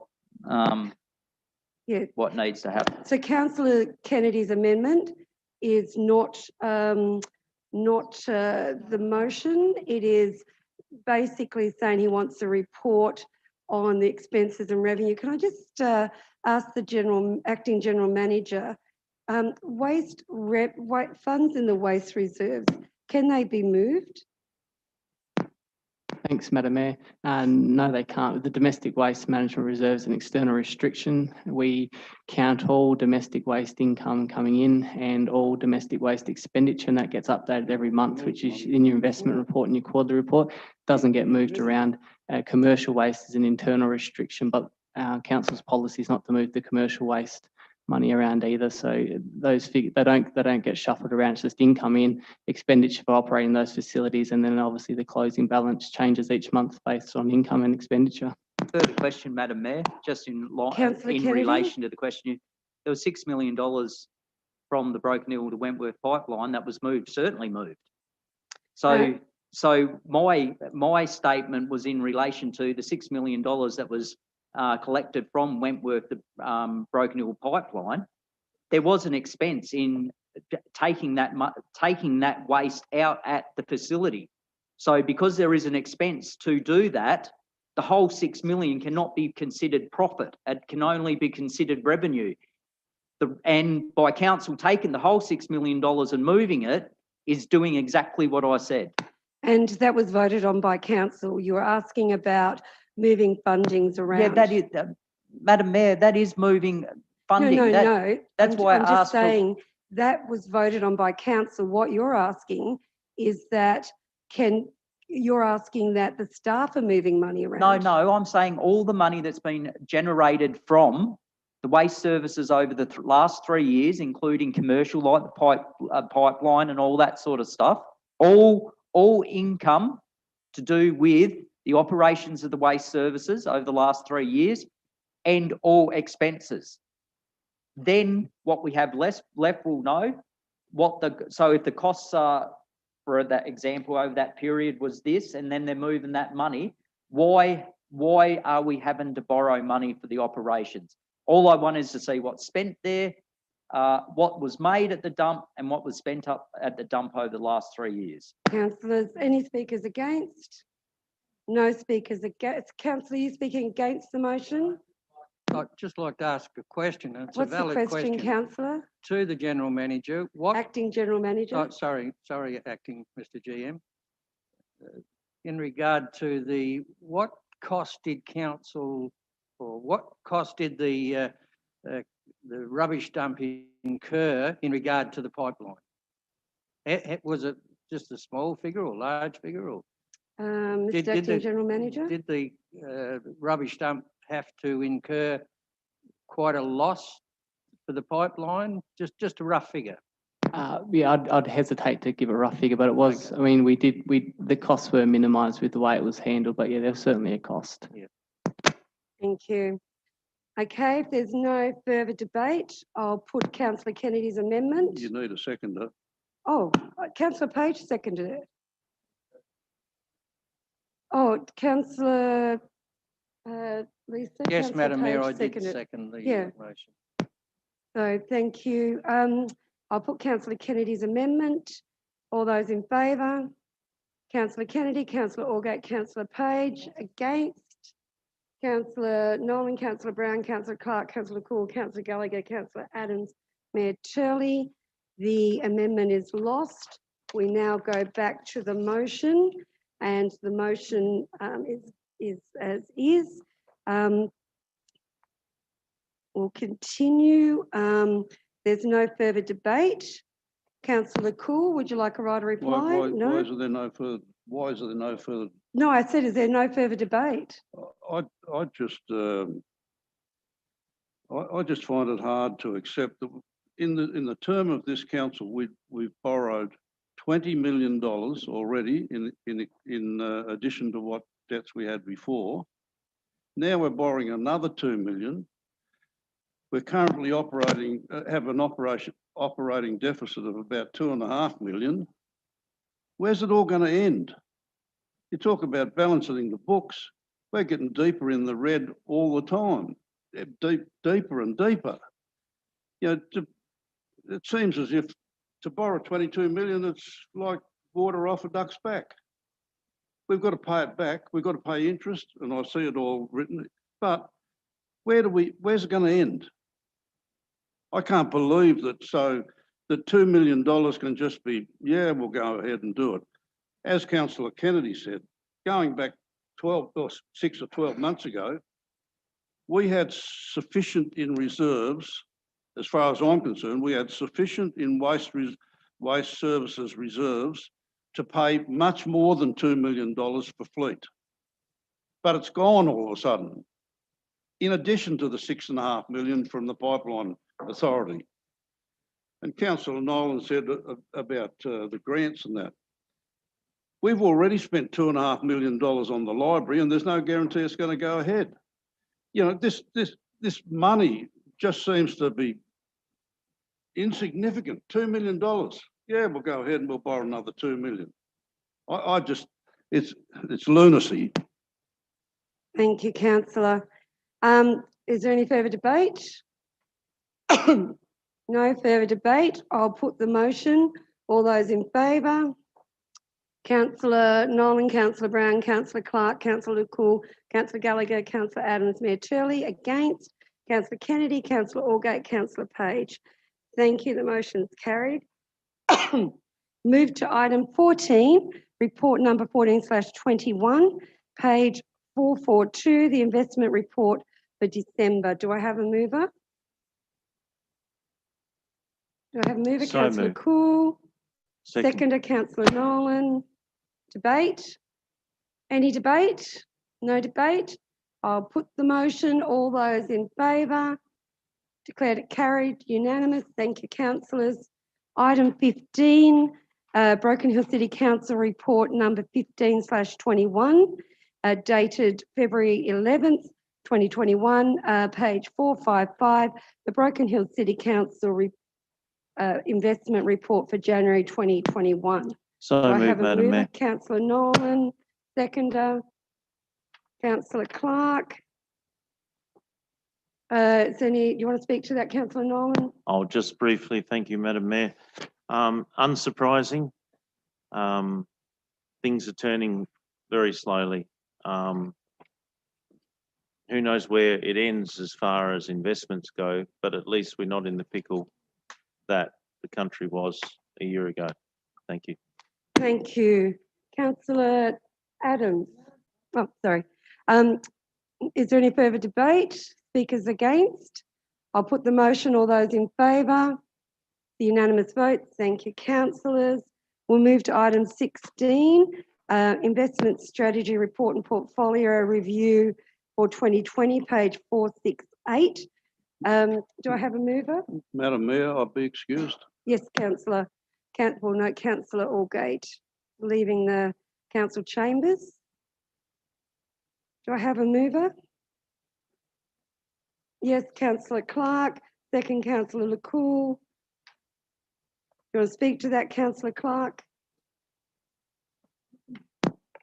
Thank you, Madam Mayor. I think that this report does cover what's going on both in the world and in Australia at the moment. And I think that if we are following the news, even at a basic level, we would quite understand this report. Thank you. Thank you. Any speakers against? No speakers against. I'll put the motion. All those in favour? Against? I'll just go through the call. Councillor Nolan, all those in favour? Councillor Nolan, Councillor Brown, Councillor Clark, Councillor Cool, Councillor Page, Councillor Gallagher, Councillor Adams, Mayor Turley. Against? Councillor Kennedy. The motion's carried. Item 17, Broken Hill City Council report number 17/21. This is the disposal of surplus equipment. Do I have a mover? Move that way, Madam Mayor. Councillor Adams, seconder. Councillor Nolan. Councillor Adams, do you want to speak to the motion? It's fine, thanks. Thank you. Is there any debate? No debate. I'll put the motion. All those in favour? A unanimous vote. Thank you, councillors. Item 18, the Volunteer Heritage Walk Tour donations. Move that way, Report Madam number Mayor. 18/21, moved by Councillor Adams, seconded by councillor Nolan. Councillor, do you want to speak to the motion? Yes, Madam Mayor, I've moved it with hopefully the understanding that number C has been altered. The Bishop Fox Memorial Meal Centre belongs to St Vincent de Paul, not the Lifeline. And just to say, I think this is a very generous thing for them to do. And as we're all very pleased that our Heritage Walk Tours will begin in March. Thank you, councillor, and it has been amended. So I'll put the motion, Madam all Mayor. those in, sorry? Madam Mayor, can we assume that an appropriate thank you will be expressed to this group Yes, for their efforts?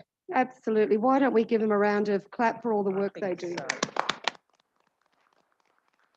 Madam Mayor, can I say a thank you to Deputy Mayor in regard, and that's what I was about to say earlier when I wasn't allowed to, that we need to thank the Deputy Mayor for her hard work and dedication to the history and heritage of Broken Hill. So thank you, Deputy Mayor, it is appreciated. And Thank you, councillor. I'd like those words documented. Thank you. We'll put, no debate, I'll put the motion. All those in favour? It's a unanimous vote. Thank you, everyone. We'll move to item 19. This is report 19/21, Local Traffic Committee report, 14th of December, page 506, and meeting of the 2nd of February. Moved by councillor Brown, seconded by councillor Adams. Speakers against? No speakers against.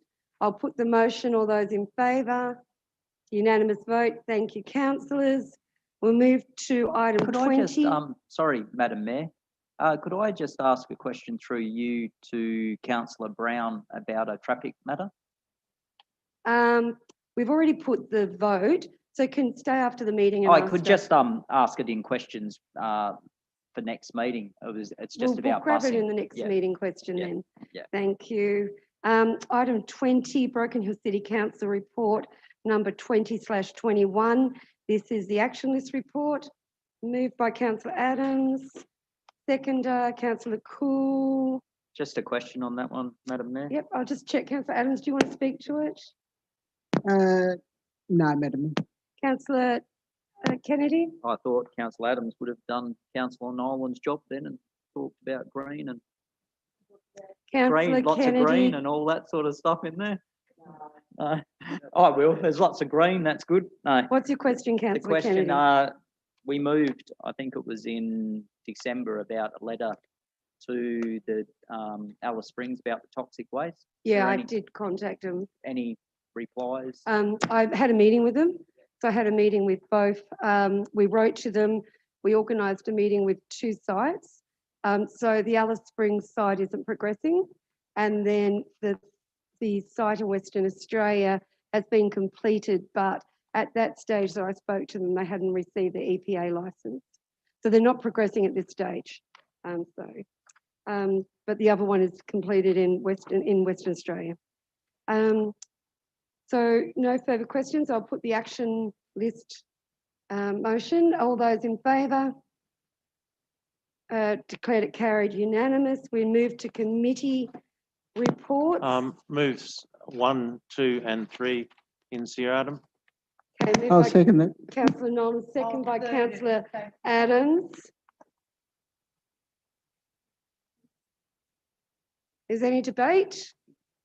No debate. I'll put the motion. All those in favour? All those in favour? Declared it carried unanimous. Thank you, councillors. Questions taken on notice from the previous council meeting. Do I have a mover? So moved, Madam Mayor. Councillor Nolan, seconder. Councillor Clark. Debate? No debate. I'll put the motion. All those in favour? Declared that carried unanimous. Thank you, councillors. Question for next meeting arising from items on the minutes. Councillor Kennedy, you had one? Yeah, I've got a couple. Thank you, Madam Mayor. One through the chair to councillor Brown. This is something I'd say you'd be able to answer is some of the school bus zones only Friday, not all day. So if you were the bus at the central school example, most of the schools have the bus zones from 8:30 to 9:30. The central school one is only a bus zone from 12 till 3:30 on Friday afternoon. Yeah, thank you. And you have a question? Yeah, just another one. So this was from, and it's to do with the Civic Centre. Bookings online. A lot of people are having trouble with booking shows for the Civic Centre online. If you could just look at some way of improving that for people, or for the next meeting, something like that. Okay. I have one, Mr. Acting General Manager. The cat desexing program that we endorsed at the budget, when is that? The question will be, when is that going to start? Thank you. No further questions for the next meeting? Madam Mayor, Yes, councillor. it's in regards to, we used to see corrections working on city streets during the week. Can council approach corrections to see if there's any sort of program that can be implemented again, and whether council can support getting that implemented again? I think that discussion's happening, so we'll take that question on notice. Thank you, councillor. No further questions on notice. Thank you, councillors. We move into confidential. We'll need to call for a motion to go in a closed session. Can I, councillor Clark, councillor Page? I'll put the motion. All those in favour? The unanimous vote. Thank you, councillors. We'll wait till Jay turns off the YouTube.